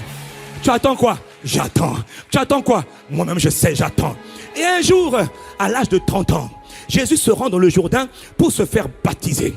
Et alors qu'il arrive pour se faire baptiser, comme il est un homme de prière, il est un homme de prière, il sait qu'il a rendez-vous avec son destin. Il a rendez-vous avec l'éternité. Le temps est arrivé pour lui de commencer la mission. Jésus de Nazareth. On l'appelle Jésus le charpentier ou Jésus le fils du charpentier. Et pendant qu'il est en train de se faire baptiser, mon frère, ma soeur, il sort de l'eau et là il commence à prier parce qu'il a rendez-vous avec quelqu'un qui vient du ciel. Dès qu'il est en train de prier, brusquement la Bible dit, le ciel s'ouvre et on voit quelqu'un. Dis avec moi quelqu'un. Pas une chose, pas un vent, pas un feu, mais une personnalité. Une personnalité majestueuse, solennelle, glorieuse, excellente. On l'appelle le glorieux Saint-Esprit. On l'appelle l'Esprit de l'Éternel, l'Esprit du Père, l'Esprit de Dieu. Ah, mon frère, il dit, hey, enfin, le glorieux Saint-Esprit. On appelle ça l'équipe de choc. Ah, mon ami, on appelle ça l'équipe de choc. Le duo de choc. Le Christ présent sur la terre. L'Esprit de Dieu venant habiter en lui. Et il lui dit, oh, je t'attendais mon ami. Bienvenue Saint-Esprit. Jésus est rempli du Saint-Esprit. Le Saint-Esprit lui dit, mon fils, allons maintenant, toi et moi, 40 jours, je dois te révéler ta mission. Je dois te donner ton ordre de mission, ta feuille de route. Jésus de Nazareth, 40 jours dans le désert, retiré avec le glorieux Saint-Esprit, en train d'établir un plan de bataille, une feuille de route, en train de développer l'intimité. Ne néglige jamais le Saint-Esprit. Dis avec moi le Saint-Esprit. Parce qu'il faut comprendre, celui qui vient là, on l'appelle parfois le gouverneur général du royaume des cieux sur la terre. On l'appelle aussi le coordonnateur de l'activité céleste sur la terre. C'est-à-dire qu'il est celui qui emmène la présence de Papa et la présence de Jésus partout sur la terre. Il est aussi celui qui amène la puissance de Dieu. Quand quelqu'un dit Jésus, il est là pour répondre, c'est moi. Le glorieux Saint-Esprit. Il est l'esprit de gloire, l'esprit de sagesse, l'esprit d'intelligence, l'esprit de conseil, l'esprit de feu, l'esprit de grâce, l'esprit de puissance, l'esprit d'amour. On l'appelle le Saint-Esprit. Ah mon ami, lui quand il rentre, il vient rétablir l'ordre. Pourquoi? Il est la présence de Dieu sur la terre. Le Père se déplace par lui. Le Père se déplace par le Saint-Esprit. Ce n'est ni par la force, ni par la puissance, mais c'est par mon esprit. Il amène la présence du Père partout. Quand il est invité, il vient. Et quand il vient, Jésus de Nazareth dit, je ne fais rien de moi-même. Je ne fais que ce que je vois faire le Père. Le Père est en moi. C'est lui qui fait les œuvres. Il parlait de qui? Du glorieux Saint-Esprit. Si quelqu'un me suit, dis-moi un bon amen.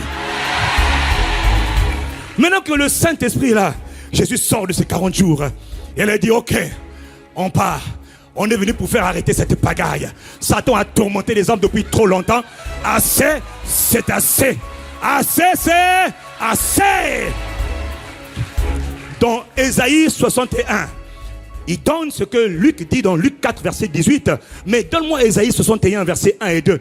Il dit, il va citer les paroles de Ésaïe ce jour-là. Où il commence. Il dit, l'Esprit du Seigneur, l'Éternel est sur moi. Parce qu'il m'a consacré, il m'a oint pour annoncer quoi? Une bonne nouvelle. Une bonne. Il m'a envoyé pour guérir ceux qui ont le cœur brisé. Il m'a envoyé pour rendre la délivrance aux captifs, rendre libres les prisonniers. Attends, pour proclamer le recouvrement de la vue aux aveugles. Mais il y a une phrase qui m'intéresse. Pour publier une année de grâce du et la suite, il dit, un jour de vengeance. Je n'ai pas entendu. Un jour de assez, c'est assez. Satan a trop joué avec les hommes. Le jour de la vengeance de Dieu est arrivé. Dieu va tirer un jour de vengeance. Assez, c'est assez. Dieu dit, le jour, le pouvoir doit changer de main. Le pouvoir doit changer de main. Dieu veut se venger de tous ses ennemis. Les esclavagistes d'hier, il dit, les bourreaux d'hier, les maîtres d'hier vont maintenant subir. Ils vont être tourmentés. Les tourmenteurs d'hier seront maintenant les tourmentés. C'est un jour de vengeance. Un jour de... Pour toi, c'est le jour de vengeance aujourd'hui. J'ai dit, pour toi, c'est un jour de vengeance.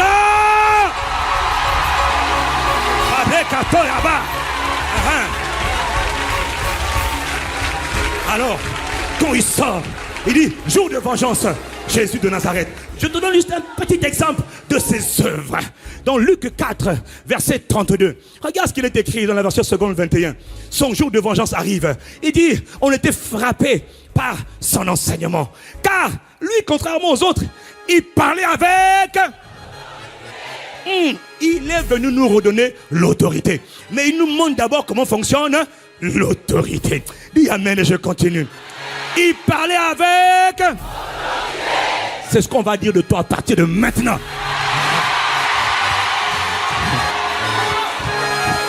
Tu reçois cette parole, tu déclares un bon amen. Maintenant, reçois cette grâce. L'autorité. Jour de vengeance. N'oublie pas, il est ton sauveur. Il est ton libérateur. Il vient pour te redonner l'autorité. Le droit de commander et d'être au pays. Il y a des gens à qui tu parlais, ils n'écoutaient pas. Mais à partir de ce soir, apparaît.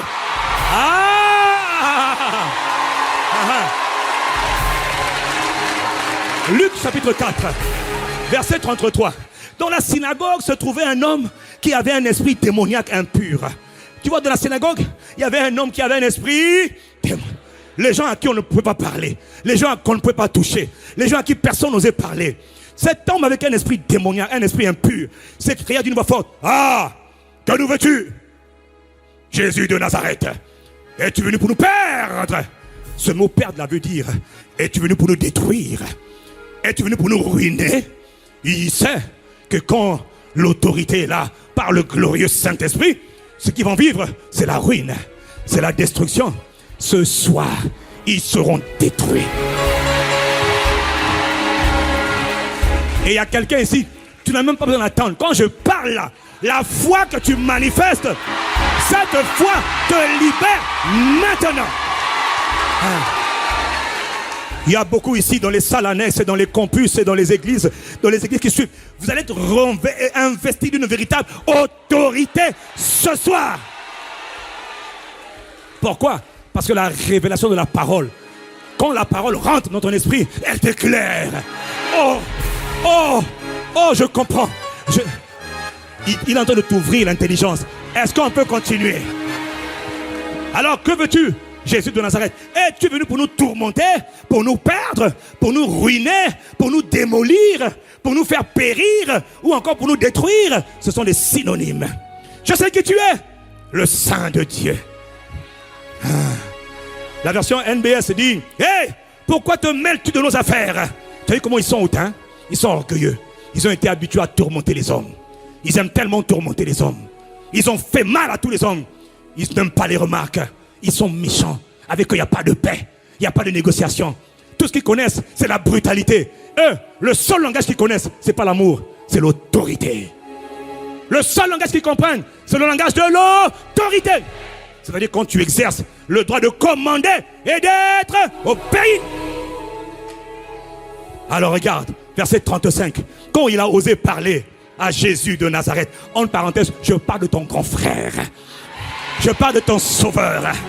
Je parle de ton époux. Alors, verset 35, Jésus le menaça en disant: tais-toi, sors. Et la Bible dit: le démon jeta l'homme au milieu de l'assemblée et il sortit sans lui faire du mal. Tous furent saisis de frayeur. Ils se disaient les uns aux autres: c'est quoi cette manière de parler? Ah bon? Un homme peut parler comme ça? On ne savait pas que ça existait. Il commande avec autorité. Donc il a un droit de commander. Et en plus il parle avec une force. Et les esprits obéissent. Ah bon? Nous avons vu des choses extraordinaires. Jésus de Nazareth, le Christ, il nous montre le bon exemple. Un jour, alors qu'il voit un enfant qui était décédé, l'enfant de la veuve de Naïm, il voit la maman, il est rempli de compassion pour elle. La maman, elle est en train d'aller enterrer son fils. Elle était veuve, c'était son seul enfant. Il arrête le char. Il n'a même pas prié. Jeune homme, debout, je te le dis, lève-toi. Jésus de Nazareth. Le gars, il dominait surtout. Un jour, il va chez la fille de Jairus. La fille est morte. Il dit: jeune fille, Talita Koumi, jeune fille, lève-toi et marche. Hey, Jésus de Nazareth. Le gars exerçait l'autorité. Un jour, alors qu'ils allaient, ils étaient sur la rivière, sur le fleuve. Et alors qu'ils étaient sur ce lac, alors c'est en train de passer. Un tourbillon s'est levé et a commencé à vouloir faire tomber le bateau. Jésus dormait. Et la Bible dit que pendant qu'il dormait, tout le monde était en train de couler. Maître, maître, nous périssons. Jésus de Nazareth, il dit: oh, qui me réveille comme ça là? Ah, silence, tais-toi. Elle avait dit: la mer se tue. Il exerçait l'autorité. Jésus de Nazareth. Tout ce qu'il faisait, n'oublie pas, il le faisait uniquement par le Saint-Esprit. Il honorait le Saint-Esprit. Il chérissait le Saint-Esprit. Il aimait le Saint-Esprit. C'était sa clé, sa communion avec le Saint-Esprit faisait de lui un homme différent. C'est la même chose pour toi ce soir. Ce soir, il y a une soif nouvelle qui vient dans ton cœur pour le glorieux Saint-Esprit. Il y a une soif qui remplit ton cœur pour l'intimité avec le Saint-Esprit. Si c'est à toi que je parle, donne un bon amen.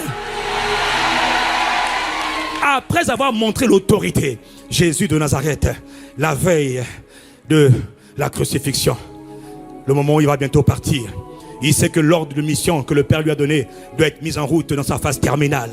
Il sait maintenant qu'il doit aller sauver les hommes. Il sait que le temps T est arrivé. Mais la veille de la crucifixion, avant d'être commencé à livrer, avant d'aller sur le jardin de Gethsémane, avant de se rendre à Gethsémane, il dit à ses disciples, dans Jean chapitre 12, verset 31, je lis dans la version parole vivante, il dit: c'est maintenant le moment où se décide le sort de ce monde. Est-ce que tu entends? Il y a 2000 ans, il a dit: c'est maintenant que se décide le sort de ce monde. Oui, maintenant, le prince de ce monde, celui qui a volé le pouvoir dans le jardin d'Éden, celui qui a ravi l'autorité que papa vous avait donnée, ce prince, ce chef de ce monde va être destitué. Il va être destitué. Quelqu'un me dit un bon amen. Et un peu plus loin dans Jean 16, verset 8, il nous annonce une ère nouvelle. Il dit quand le Saint-Esprit viendra, quand le Saint-Esprit sera venu, il convaincra le monde. C'est-à-dire, il va ouvrir les yeux du monde. Il ouvre tes yeux ce soir. Il dit en ce qui concerne le péché, la justice et le jugement. Mais au verset 11, il dit le jugement, c'est parce que le prince de ce monde sera jugé. Il sera jugé. C'est-à-dire qu'il va être destitué. On va le dépouiller. Lui a arraché son pouvoir qu'il avait volé. Lui a arraché le butin qu'il avait volé. Alors, comment on va lui arracher le pouvoir qu'il avait volé? Comment il va lui prendre son pouvoir? Il vient pour sauver les hommes, mais pas avec une épée, pas avec un bâton. Il vient, il doit s'offrir en sacrifice. N'oublie jamais, ce n'est pas la quantité de prière, c'est le sacrifice. Qu'est-ce qu'il va faire? 2 Corinthiens 5, verset 21. Celui qui n'a pas connu le péché, Dieu va le faire devenir. Le Père va faire de son Fils péché. Le Père va faire de son Fils péché, afin que nous devenions en lui les justes aux yeux de Dieu. Il va prendre ta place. Tu as toujours tellement fui, tu as toujours tellement souffert, tu as toujours tellement subi, tu as toujours tellement été ébranlé, tu as toujours tellement eu peur, tu souffres tellement, tu n'arrives même pas à exercer l'autorité, tu n'arrives même pas à commander à ces démons, à ces ennemis de l'enfer, du royaume des ténèbres, tu subis tellement, il va prendre ta place. Jésus de Nazareth. N'oublie pas, comment il va faire? Il prend ta place. En prenant ta place, qu'est-ce qu'il va faire? Il va verser son sang. Mon ami, n'oublie pas, Éphésiens 1, verset... Éphésiens 1, verset. En lui, par son sang, nous avons la délivrance. En lui, par son sang, nous avons la délivrance. S'il veut me redonner l'autorité, le droit de commander et d'être obéi, ça commence d'abord par le sang qu'il doit verser. Si je ne m'appuie pas sur son sang, je ne pourrai pas exercer l'autorité. Mais si je m'appuie sur son sang, je pourrai manifester l'autorité. Parce que l'autorité, elle est restaurée par son sang. Si quelqu'un me suit, dis-moi amen. Si quelqu'un me suit, dis-moi amen. Oui, mais le problème, c'est que lui, on l'appelle Jésus de Nazareth. Il est celui qu'on appelle encore l'Éternel des armées. Il n'a jamais connu de défaite. Il est l'incroyable, l'incomparable, l'indestructible, l'étoile brillante du matin. Il est l'espoir des peuples, la lumière du monde, l'espoir des nations. Avec lui, on l'appelle l'Éternel, ma justice. Quand il s'engage avec toi, quand tu as un problème, il n'a jamais perdu une cause. Quand les ennemis t'accusent, quand il est avec toi, tu ne perdras jamais la guerre. Avec lui, Jésus de Nazareth, il dit quand tu passes par les eaux ne peuvent pas te submerger. Avec lui, quand tu passes par le feu, tu sens le feu, mais le feu ne te fait absolument rien. Jésus de Nazareth, il n'a jamais perdu une guerre. Il n'a jamais perdu une guerre. Il est celui que David invoquait quand il disait au nom de l'Éternel des armées. Oh, quelqu'un dit amen. Il est le Seigneur des armées célestes. Il est la parole de Dieu. Tout a été créé par lui, pour lui et en lui. Il est la vie. Jamais il n'a connu de défaite. Mais il vient de prendre ta place. Quel est son but? Faire en sorte que toi, tu n'aies plus jamais à subir, tu n'aies plus jamais à souffrir, tu n'aies plus jamais à reculer devant les circonstances, les problèmes de la vie. Pendant longtemps, tu fouillais toujours, toujours laissez-moi, oh Satan, laisse-moi, au secours, aidez-moi. La nuit on m'agresse, on me viole la nuit, j'ai des serpents toute la nuit, je vois des sorciers, ils veulent me tuer. Ce soir, c'est le jour de la vengeance.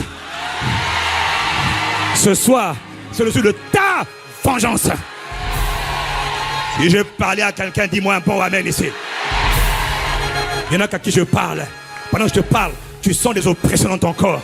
Tu sens des oppressions dans ton corps. Des esprits d'infirmité. J'ai une bonne nouvelle pour toi. C'est le jour de la vengeance. Ce soir, tu ne partiras pas d'ici tel que tu es venu.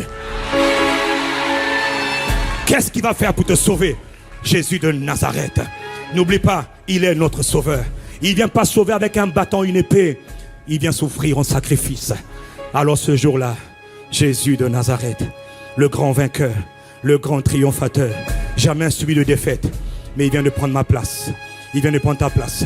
Pour une fois dans sa vie, une fois dans l'histoire de l'humanité, il doit accepter de subir la défaite. Alors il donne son dos. Il donne son dos. Les soldats romains se rassemblent dans le prétoire. Pourquoi il donne son dos?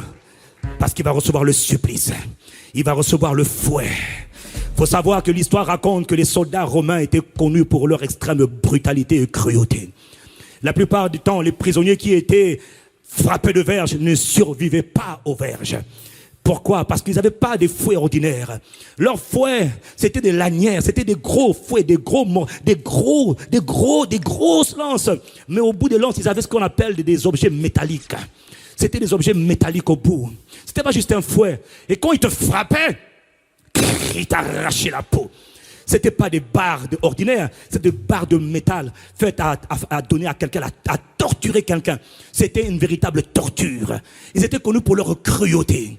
Jésus de Nazareth, il dit: j'ai livré mon dos. Celui qui n'avait jamais connu la défaite va accepter de connaître la défaite parce qu'il vient de prendre ta place. Et il doit s'assurer qu'il va tenir le coup pour s'assurer que toi aussi tu tiennes le coup. Pour que plus jamais tu recules devant la moindre adversité. Que tu n'aies peur de qui que ce soit. Jésus va offrir son dos. Il dit: j'ai présenté mon dos. Ésaïe 50 verset 6, il dit: j'ai livré mon dos à ceux qui me frappaient. Mais dans le psaume 129 au verset 3, il est écrit que des laboureurs ont labouré mon dos. Tu connais le râteau qu'utilisent les agriculteurs? On prend un râteau, on fait... Ils ont labouré mon dos et ils ont creusé des sillons. Son dos, Jésus va donner son dos, ma soeur, pour toi, afin que plus jamais toi tu donnes le dos. Il va donner le dos pour que plus jamais tu n'aies à fuir devant un sorcier, devant un démon, devant un grand-père, devant une grand-mère, devant un démon quelconque. Jésus va donner son dos. Il donne son dos. Et les soldats romains, ils sont heureux. Ce sont des êtres cruels. Et Satan les pousse, il dit: allez, frappez-le. Satan veut que tu y meurs. Il nous a fait trop de mal. Il doit mourir. Jésus dit: on verra ce qu'on verra. Il donne le dos. Et on l'attache. Premier coup. Ah! Jésus de Nazareth est en train de subir une extrême agonie. Deuxième coup. Ah! On lui arrache le dos. Troisième coup. Ah! Il est en train de souffrir une agonie extrême. Son dos est déchiré. Le cou est même déchiré. Les fesses sont déchirées par la violence des coups. Au 10e coup. Ah! Il doit tenir. C'est un moment long. Une lenteur, une extrême agonie. Il est en train de souffrir. Et rappelle-toi, quand il souffre, il est en train de penser à toi. Il est en train de penser à moi. Il est en train de penser à toutes les souffrances, à toutes les oppressions que tu as eues, à toutes les formes d'esclavage que tu as ressenties depuis toujours. Toutes les fois que tu as été abusé, toutes les fois que tu as été molesté par les ennemis. Jésus est en train de souffrir à ta place. Jésus de Nazareth. 20e coup. Ah! À un moment donné, mon ami, j'imagine la scène. Papa est en train de regarder du haut du ciel. Papa dit: mon fils, tiens bon, ne lâche pas. Ah! Et les soldats romains, ils sont contents. Ils sont dans la cœur joie. Et à un moment donné, j'imagine l'ange Michael, défenseur d'Israël. Assez, c'est assez. Tous les anges étaient témoins. Le maître, leur maître en train de souffrir dans une extrême cruauté de la part des pécheurs en plus. Michael dit, Gabriel dit non, c'est pas ça qui doit souffrir. Chargez, allez la sauver. Le père dit non, restez à vos fourreaux, laissez vos épées. S'il est leur sauveur, c'est pas ça qui doit les délivrer. C'est en versant son sang qui doit leur donner le pouvoir. Il n'a pas d'autre moyen. Si vous intervenez, il ne pourra pas. Les hommes vont continuer à subir. Il doit verser son sang. Restez à vos places. Il continue. 39 coups. Son dos est déchiré. il est épuisé. Il y a 39 coups qui doivent être donnés. Pourquoi? Parce que selon une recherche scientifique, il est dit qu'il y a 39 catégories de maladies qui existent dans le monde. Il y a 39 catégories. Toutes les maladies que l'on trouve dans le monde sont classées dans 39 différentes catégories. Pas 38, 39. Nous rappelons de cette parole. Il est écrit, il a porté. Ce sont nos souffrances qu'il a portées. C'est de nos douleurs qu'il s'est chargé. Il doit porter nos maladies. Ou sur son dos, il doit subir le fouet. 38, pas. Ah! Jésus de Nazareth est dans une extrême agonie. Mon frère, ma soeur, et au 39e coup, la plupart des prisonniers mouraient. Mais lui n'a pas le droit de mourir. Il ne peut pas mourir maintenant. Pourquoi? Ce n'est que la deuxième étape. Il n'a pas le droit de mourir maintenant. Mais son sang doit être versé là. Son dos déchiré, arraché par les coups des Romains. En lui, par son sang, nous avons la délivrance. Par son sang. Avant de chercher l'onction, l'onction vient après que le sang a été versé. Si quelqu'un me suit, dis-moi un bon amen. Je n'ai pas entendu ton amen. Pourquoi il prenait autant de coups?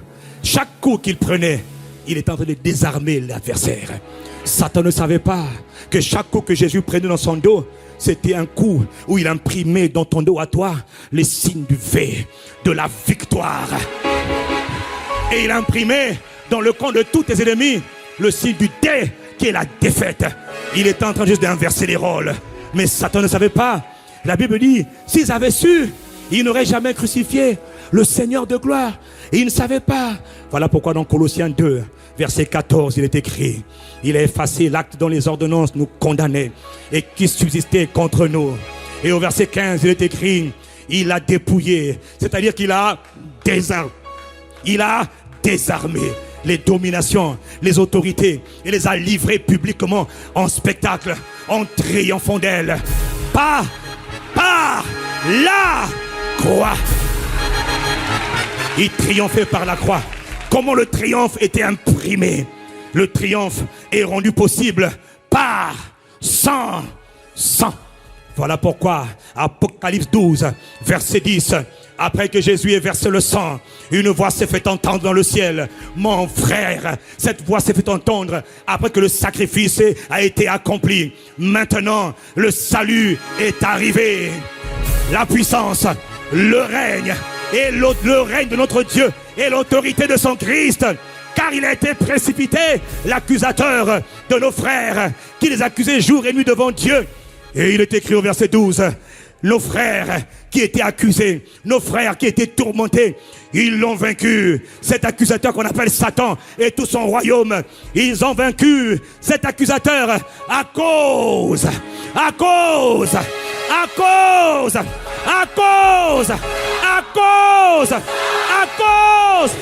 du sang de l'agneau et de la parole de leur témoignage. D'où vient le fait que maintenant, toi, tu oses dire, je suis triomphateur. Tu dis, mais hier, je ne pouvais pas résister à Satan. Mais aujourd'hui, à cause.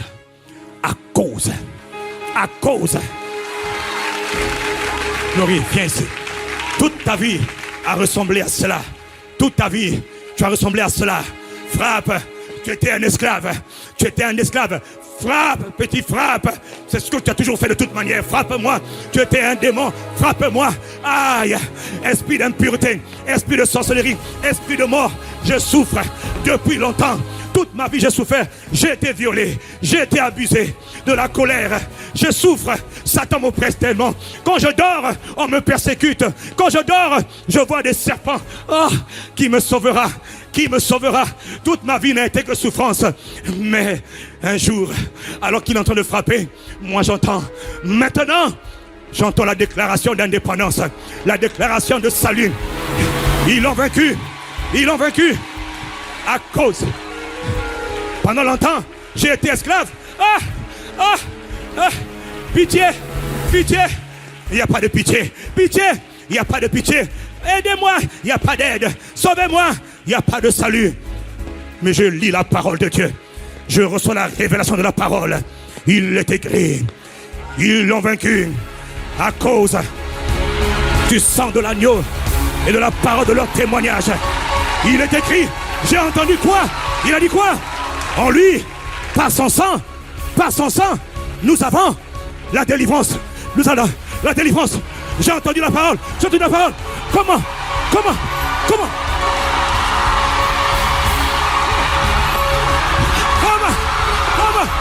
Arrête, papa. Makata. Toi, arrière. Au nom de... Quelqu'un dit gloire. Le pouvoir a changé de main. Katare Baba. Yeah!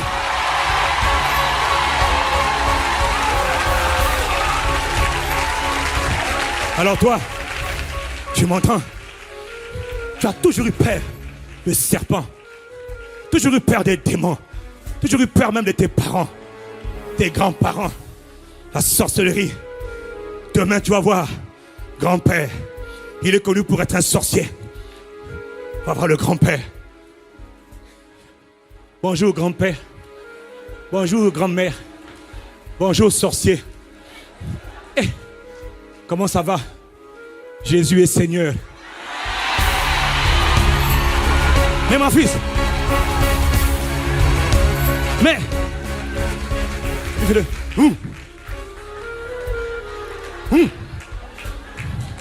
mais avant tu avais peur. Reko, Pare, Isaba, Rebobo, Mataka, Rikaba. Mon ami. Mais que s'est-il passé? Il y a quelqu'un ici. Tu avais peur de hier. La peur te quitte maintenant.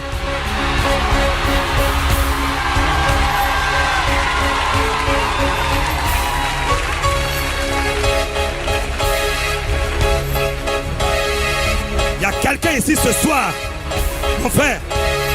L'esprit de peur te quitte maintenant. Dans le nom de Jésus, le Christ. On va te dire, mais que t'est-il arrivé? Tu as changé. Tu as changé. La Bible dit, la révélation de la parole, elle éclaire, elle illumine, elle donne de l'intelligence. Ils vont te dire, ben petit, toi et tes enfants et tes petits-enfants, je les tiens dans ma calebasse, dans ma marmite, dans le village. J'ai mis tes ongles, j'ai mis tes cheveux, j'ai mis tes vêtements, j'ai mis tes slips dans une calebasse, dans un arbre, au village. Tu dis, ah, je plaide le sang de Jésus. On te dit, mais d'où te vient? On te posera la question. D'où te vient ce nouveau courage, cette nouvelle audace? Tu diras, à cause. Je m'appelle à cause. Pourquoi tu n'as plus peur? Je n'ai plus peur à cause. Je n'ai plus peur à cause du sang de l'agneau. Pour te redonner l'autorité, pour te redonner la victoire, le triomphe. Pense au dos, pense au dos, pense au dos, pense aux meurtrissures, pense aux blessures, pense aux blessures. Si quelqu'un me suit, donne-moi un bon amen. D'où te vient ce courage? À cause du sang de Jésus versé pour moi. Je peux me tenir devant tout sorcier, toute puissance des ténèbres, devant mes tourmenteurs, mes oppresseurs d'hier, et les regarder en face. Je dresse une table en face de mes ennemis et ma coupe déborde. Là où tu avais l'habitude de reculer, regarde, à cause du sang de Jésus-Christ. Mon frère, ce n'est pas d'abord la prière, c'est d'abord la conscience du sang. La conscience du sang. Avant la prière, d'abord la conscience du sang. C'est par le sang. Éphésiens 1, verset 7. En Christ, par sang. Ce soir, tu es délivré de la défaite.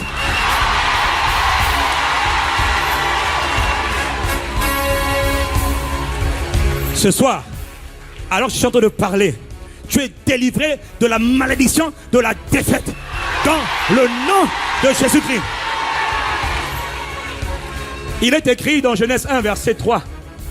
Puis Dieu dit que la lumière et la lumière, c'est le cas maintenant pour toi ce soir. C'est le cas maintenant ce soir. Si j'ai parlé à quelqu'un, donne un bon amen. Si j'ai parlé à quelqu'un, donne-moi un bon amen. Je n'ai pas entendu ton amen. Ce soir, c'est le jour de vengeance. À cause, une seule raison. À cause du sang. Le prix a été surpayé. Le dos a été déchiré. Pense au dos. Pense. Maintenant, écoute. Voilà pourquoi Jésus a dit: je vous ai donné le pouvoir, l'autorité de marcher, c'est-à-dire de piétiner, de marcher. Les serpents qui te poursuivaient, ce soir, dans le nom de Jésus, leur pouvoir est détruit. Je vous ai donné le pouvoir de marcher sur les serpents, sur les scorpions et sur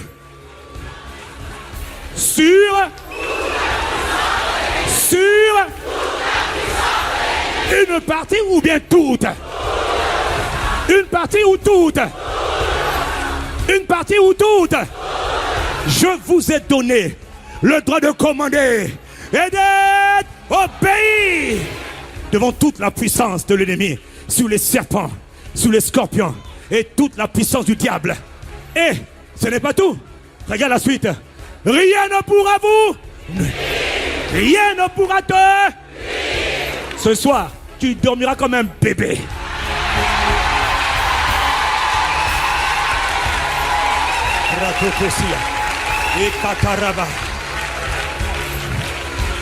Dieu, avant même que tu pries, écoute-moi, si tu pries sans la conscience que par le sang, tu as déjà été garanti de la victoire totale, tu vas prier dans la défaite.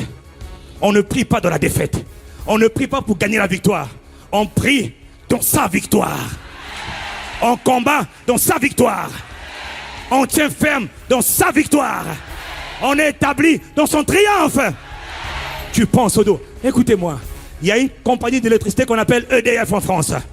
Le travail de EDF, c'est de te fournir le courant électrique partout dans la ville, partout dans le pays. Ils fournissent même le courant électrique dans ton quartier. Mais ce n'est pas la responsabilité de EDF de venir appuyer l'interrupteur qui est dans ta maison. L'interrupteur de la maison, qui doit appuyer? Qui doit appuyer? Qui doit appuyer? Je n'ai pas entendu. Je n'ai pas entendu. Tu prends ta main et tu appuies sur l'interrupteur. Mon frère, écoute-moi bien. La facture d'électricité, le courant a été donné par le Père. La facture a été payée par le sang de Jésus-Christ. Maintenant, Jésus dit, appuie l'interrupteur. Exerce l'autorité. Exerce-le. Exerce-le. Regarde maintenant pendant les quelques minutes qui vont suivre. Regarde ta vie. Regarde ta vie. Le sang de Jésus a été versé dans le dos à cause du fait que Jésus voulait en terminer avec l'esprit de défaite.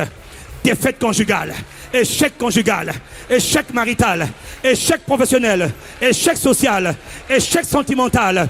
Tu fouillais tout en devant les ennemis. La peur, tous les types de peur. Regarde ta vie, regarde ta vie, regarde ta vie. Est-ce que tu te reconnais? Est-ce qu'il y a un domaine dans lequel tu as échoué? Est-ce qu'il y a un domaine dans lequel il y a des échecs constants? Échec conjugal. Je répète, échec. Est-ce qu'il y a un domaine dans lequel tu as échoué?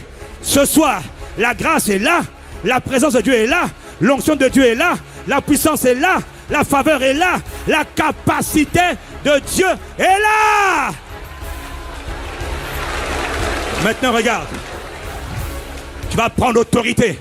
Dis avec moi, je prends autorité. Pendant quelques instants, puisque c'est toi, Dieu te rend responsable. Dis avec moi, Dieu me rend responsable. Je vous ai donné l'autorité. Exerce l'autorité. Il t'a tout donné. Exerce l'autorité. Le pouvoir a déjà changé de... Exerce l'autorité. Prends le commandement. Ah oui, mais ils sont nombreux. Non, non, non, non, non. Celui qui est avec toi, il est plus grand que celui qui est dans le monde. Dieu et moi, c'est la majorité absolue. Avec Dieu, nous ferons des exploits. Avec Dieu, je gravis des montagnes. Je franchis des murailles. Je franchis des obstacles. Avec Dieu, je suis une terreur. Si je parle à quelqu'un, dis-moi Amen. Je vieux, vous savez, une de nos missions, de nos responsabilités, nous, que Dieu nous a données, c'est de nous rendre responsables. Nous ne devons pas être des chrétiens assistés. Nous devons être des chrétiens responsables. Est-ce que tu m'entends? Dieu veut te rendre responsable. Le sang de Jésus a été versé pour toi, comme pour le pasteur, comme pour quiconque. Chacun doit s'approprier l'œuvre achevée de Jésus. Je ne serai pas toujours là. Le pasteur ne sera pas toujours là. Les frères ne seront pas toujours là. Mais le Saint-Esprit est toujours là pour confirmer l'œuvre achevée de Jésus pour toi. Si tu entends de quoi je te parle, donne un bon Amen. Dieu veut te rendre responsable. Toute situation qui te frustre aujourd'hui s'arrête aujourd'hui, ce soir. Lève ta main. Rabo shakata, rababo shaka. Si tu as une douleur, une maladie quelque part, écoute-moi bien. Le dos de Jésus a été flagellé. 39 maladies. Ce soir, jour de vengeance. Ma soeur, si tu es malade dans ton corps, lève ta main. Mets ta main là où tu as mal. Ce soir, bienvenue à l'hôpital général des meurtrissures de Jésus-Christ. Ce soir, bienvenue au centre hospitalier des meurtrissures de Jésus, le Messie. Pas par la prière du pasteur, mais par son sang. Dis avec moi, par son sang. Dis avec moi, par son sang. Par son sang, je saisis ma guérison. Tu vas parler maintenant, écoute-moi bien. Dieu veut te rendre responsable. Il veut te rendre responsable.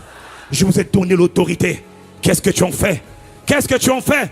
N'attends pas que quelqu'un s'en sert à ta place. Appuie toi-même le bouton et parle à tes ennemis. Si tu as une quelconque maladie, la maladie que tu sens dans ton corps, elle s'arrête maintenant à cause du sang de Jésus-Christ. Pendant quelques instants, élève ta voix. Maintenant, tu vas dire, à cause du sang de Jésus, je prends autorité. À cause du sang de Jésus. Écoute, dans les campus, dans les familles connectées, pendant quelques instants, parle, plaide à cause du sang de Jésus. Parle à toute situation inconfortable.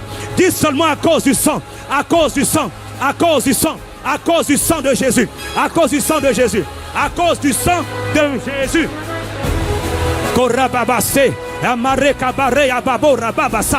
Ah, glorieux Saint-Esprit, glorifie Jésus maintenant. Nous prenons autorité, nous exerçons le commandement, le droit de commander et d'être obéi maintenant nous a été donné par Jésus le Messie. Tout pouvoir m'a été donné par Jésus le Christ. Je prends autorité dans le nom de Jésus sur tout esprit d'infirmité. Esprit d'infirmité, esprit d'infirmité, vous rendez les corps malades.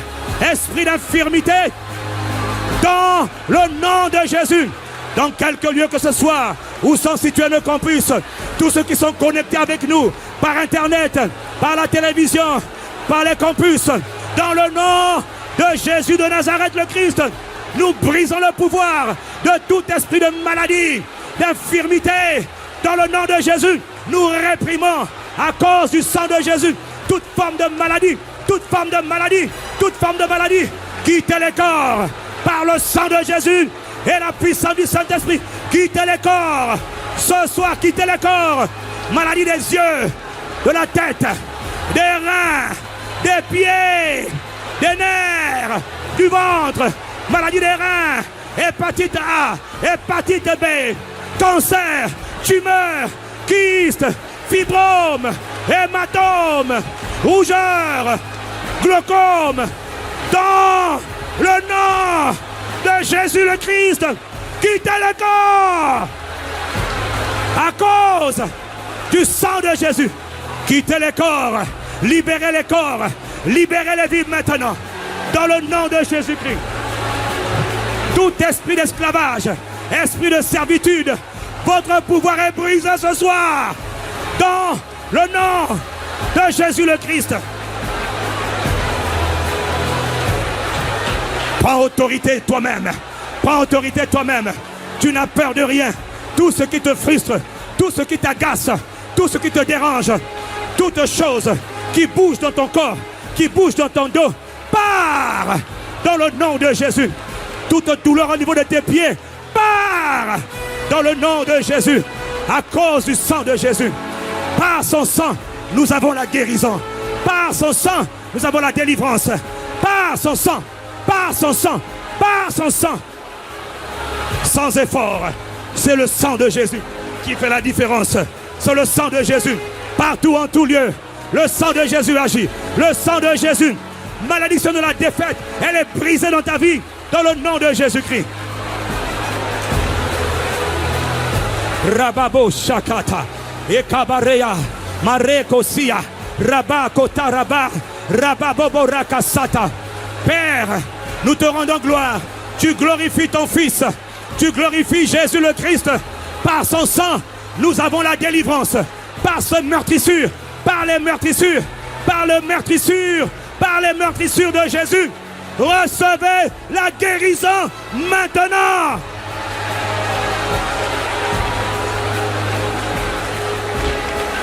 Quelqu'un dit Amen. Lève ta main. Par les meurtrissures de Jésus le Christ qui ont coulé depuis le jardin, depuis le prétoire, je commande dans le nom de Jésus le Christ que toute maladie qui afflige, non, ne répète pas, lève seulement ta main. Toute maladie, toute infirmité qui afflige ton corps, toi qui entends le sang de ma voix, par les meurtrissures de Jésus le Christ, tu es guéri maintenant. Tu es guéri maintenant. De la plante de tes pieds jusqu'au sommet de ta tête, je déclare que tu es guéri maintenant. De la plante de tes pieds jusqu'au sommet de ta tête, par les meurtrissures, les blessures de Jésus-Christ, reçois ta guérison maintenant. Toute chose, toute entité satanique qui se déplace dans ton corps actuellement, dans ton ventre, dans tes reins, dans ton dos, Kato Rabba Saka, Rebako Sia, Brako Shaka, tout mari de nuit qui t'a tourmenté la nuit, Brako Shaka, toute femme de nuit qui te tourmente sans cesse, Rakabasei, toute oppression démoniaque qui oppresse ton ventre, par Rakabosa, Ikatarababa, dans le nom de Jésus, par les meurtrissures de Jésus, tu es libéré.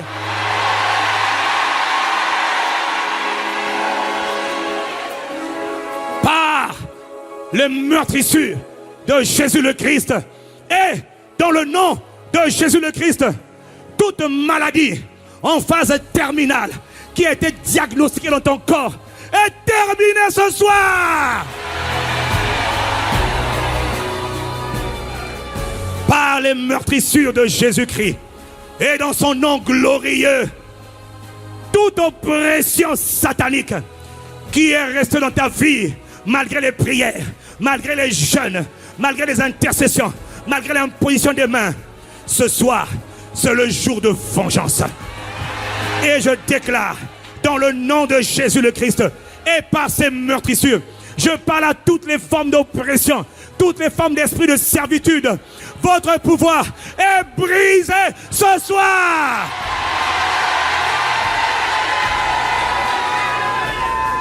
C'est le jour de la vengeance de l'Éternel. C'est le jour de la délivrance de l'Éternel. Ils l'ont vaincu à cause du sang. Ne t'appuie sur rien d'autre que le sang. Voilà pourquoi je parle des meurtrissures. Vous démons, tout le monde était témoin. Les anges étaient témoins. Ce jour-là, de l'agonie, des souffrances de notre Rédempteur, de notre Libérateur, Jésus de Nazareth, le Christ. Et c'est en son nom ce soir que je commande que toutes les formes de tourment que tu ressentais dans ta vie, la défaite, l'échec, ce soir est arrêté.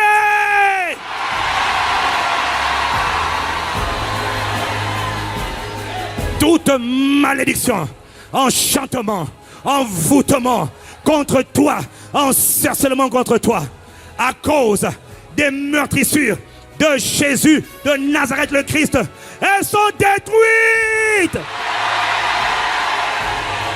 Si tu reçois ces paroles, fais entendre en l'honneur de Jésus un vibrant Amen. Barakababa.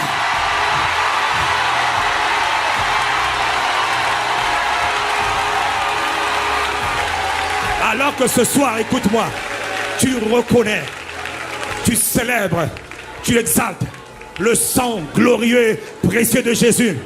Je t'annonce une nouvelle ère pour toi. Un courage surnaturel, une audace surnaturelle. Lève tes mains. Le Seigneur déverse sur toi maintenant une fraîche onction, un courage, une audace, un courage sans précédent, un zèle. Oh, Korababa, l'esprit de courage, l'esprit de force, l'esprit de zèle de l'Éternel. Oh, reçois-le maintenant au nom de Jésus-Christ. Là où tu avais l'habitude de reculer devant les circonstances, tu avais l'habitude de reculer devant les événements, tu recules devant les hommes. À partir d'aujourd'hui, une puissance surnaturelle te remplit maintenant. Là où tu avais, regarde, tu avais l'habitude de reculer. Maintenant, il arrête tes reculements. Tu avances maintenant en face de tes ennemis. Si c'est à toi que je parle, donne un très bon Amen. À partir d'aujourd'hui, tu ne reculeras plus jamais devant la moindre adversité. Si j'ai parlé à quelqu'un, reçois ces paroles, donne un bon Amen. Quelles que soient les peurs, la peur te quitte là. Lève tes mains. Brantekesa, Robakasea, Ribakosa. Glorieux Saint-Esprit. Maré Kabaro, c'est poussé par toi que les hommes ont parlé de la part de Dieu. C'est toi qui es l'Esprit du Père. Rabba Seda, Rabba Kosa. Ces paroles qui sont libérées ce soir. Nos frères sur Internet, nos sœurs, nos frères, dans les campus, dans les familles, toutes les paroles qui ont été libérées sont établies et accomplies par le sang de Jésus et la puissance du Saint-Esprit. Celui qui reçoit ces paroles honore Dieu en donnant un bon Amen.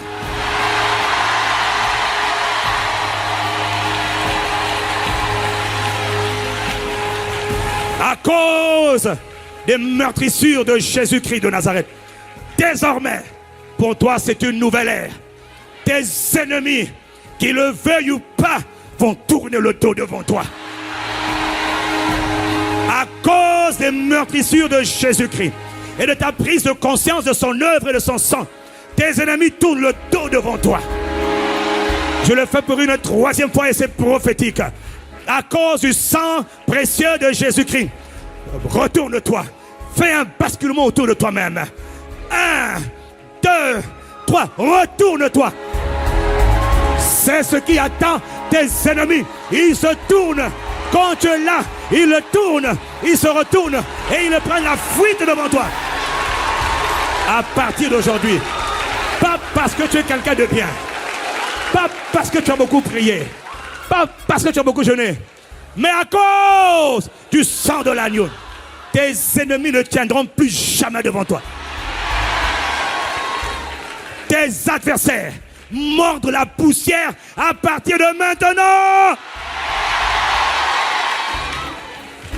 Est-ce que tu entends? Tout cela, c'est pas à cause du pasteur, mais c'est à cause. Je n'ai pas entendu du. Acclame le sang de Jésus qui parle en ta faveur ce soir. Je n'ai pas entendu tes acclamations. Shakatarababa. Fais monter les acclamations. Fais retentir. En l'honneur de Jésus. En l'honneur de Jésus. En l'honneur de Jésus.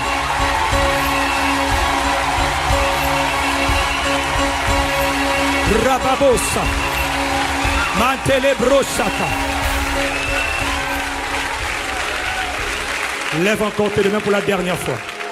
Il y a beaucoup de choses que nous aurions voulu faire, mais le temps nous manque. Mais ce soir, Dieu te rend responsable. Toutes les fois que tu vas appuyer sur le bouton de l'autorité, n'oublie pas, tu le fais à cause du sang de Jésus. À cause de ces meurtrissures.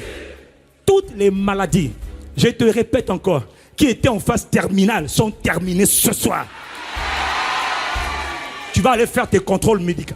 Toutes les maladies en phase terminale, en phase de développement, elles s'arrêtent là. Jésus confirme sa parole. Vous témoignerez, vous rendrez gloire. N'oubliez pas, il faut témoigner. Il faut témoigner de ce que Jésus a fait. Il envoya sa parole. Il envoya sa parole. Et sa parole te guérit ce soir. La même parole qu'il a envoyée, elle te donne un nouveau départ aujourd'hui.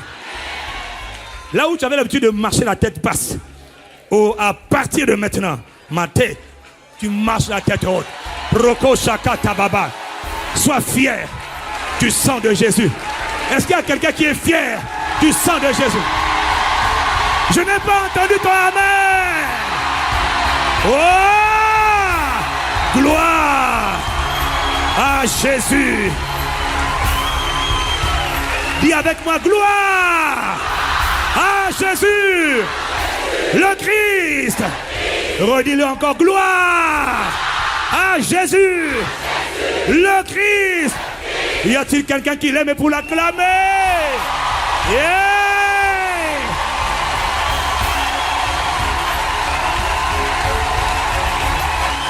Aujourd'hui,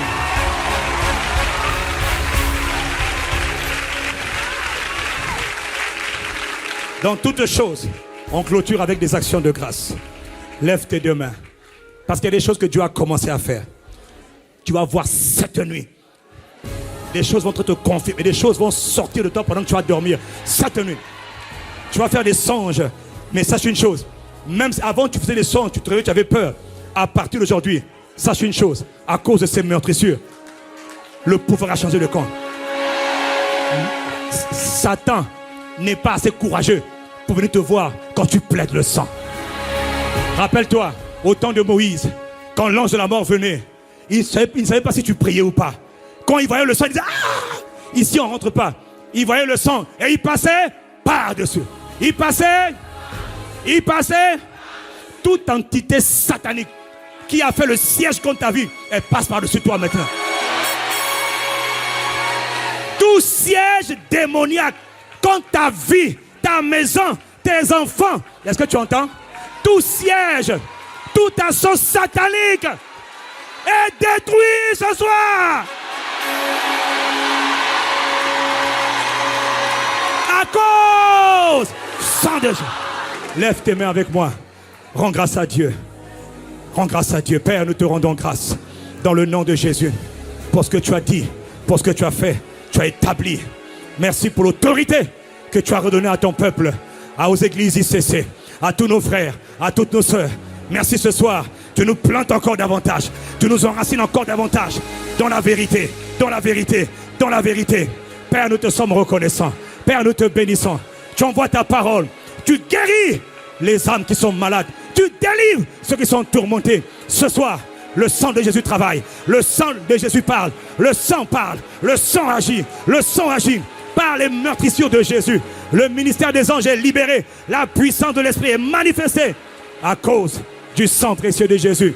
Nous te bénissons, nous te louons, nous te rendons gloire, honneur et puissance à toi qui règnes à jamais, à toi qui fais des grandes et des belles choses. Père, dans le nom de Jésus le Christ, nous t'avons rendu grâce. Y a-t-il quelqu'un qui veut apprécier Dieu, qui veut rendre la gloire à Jésus-Christ?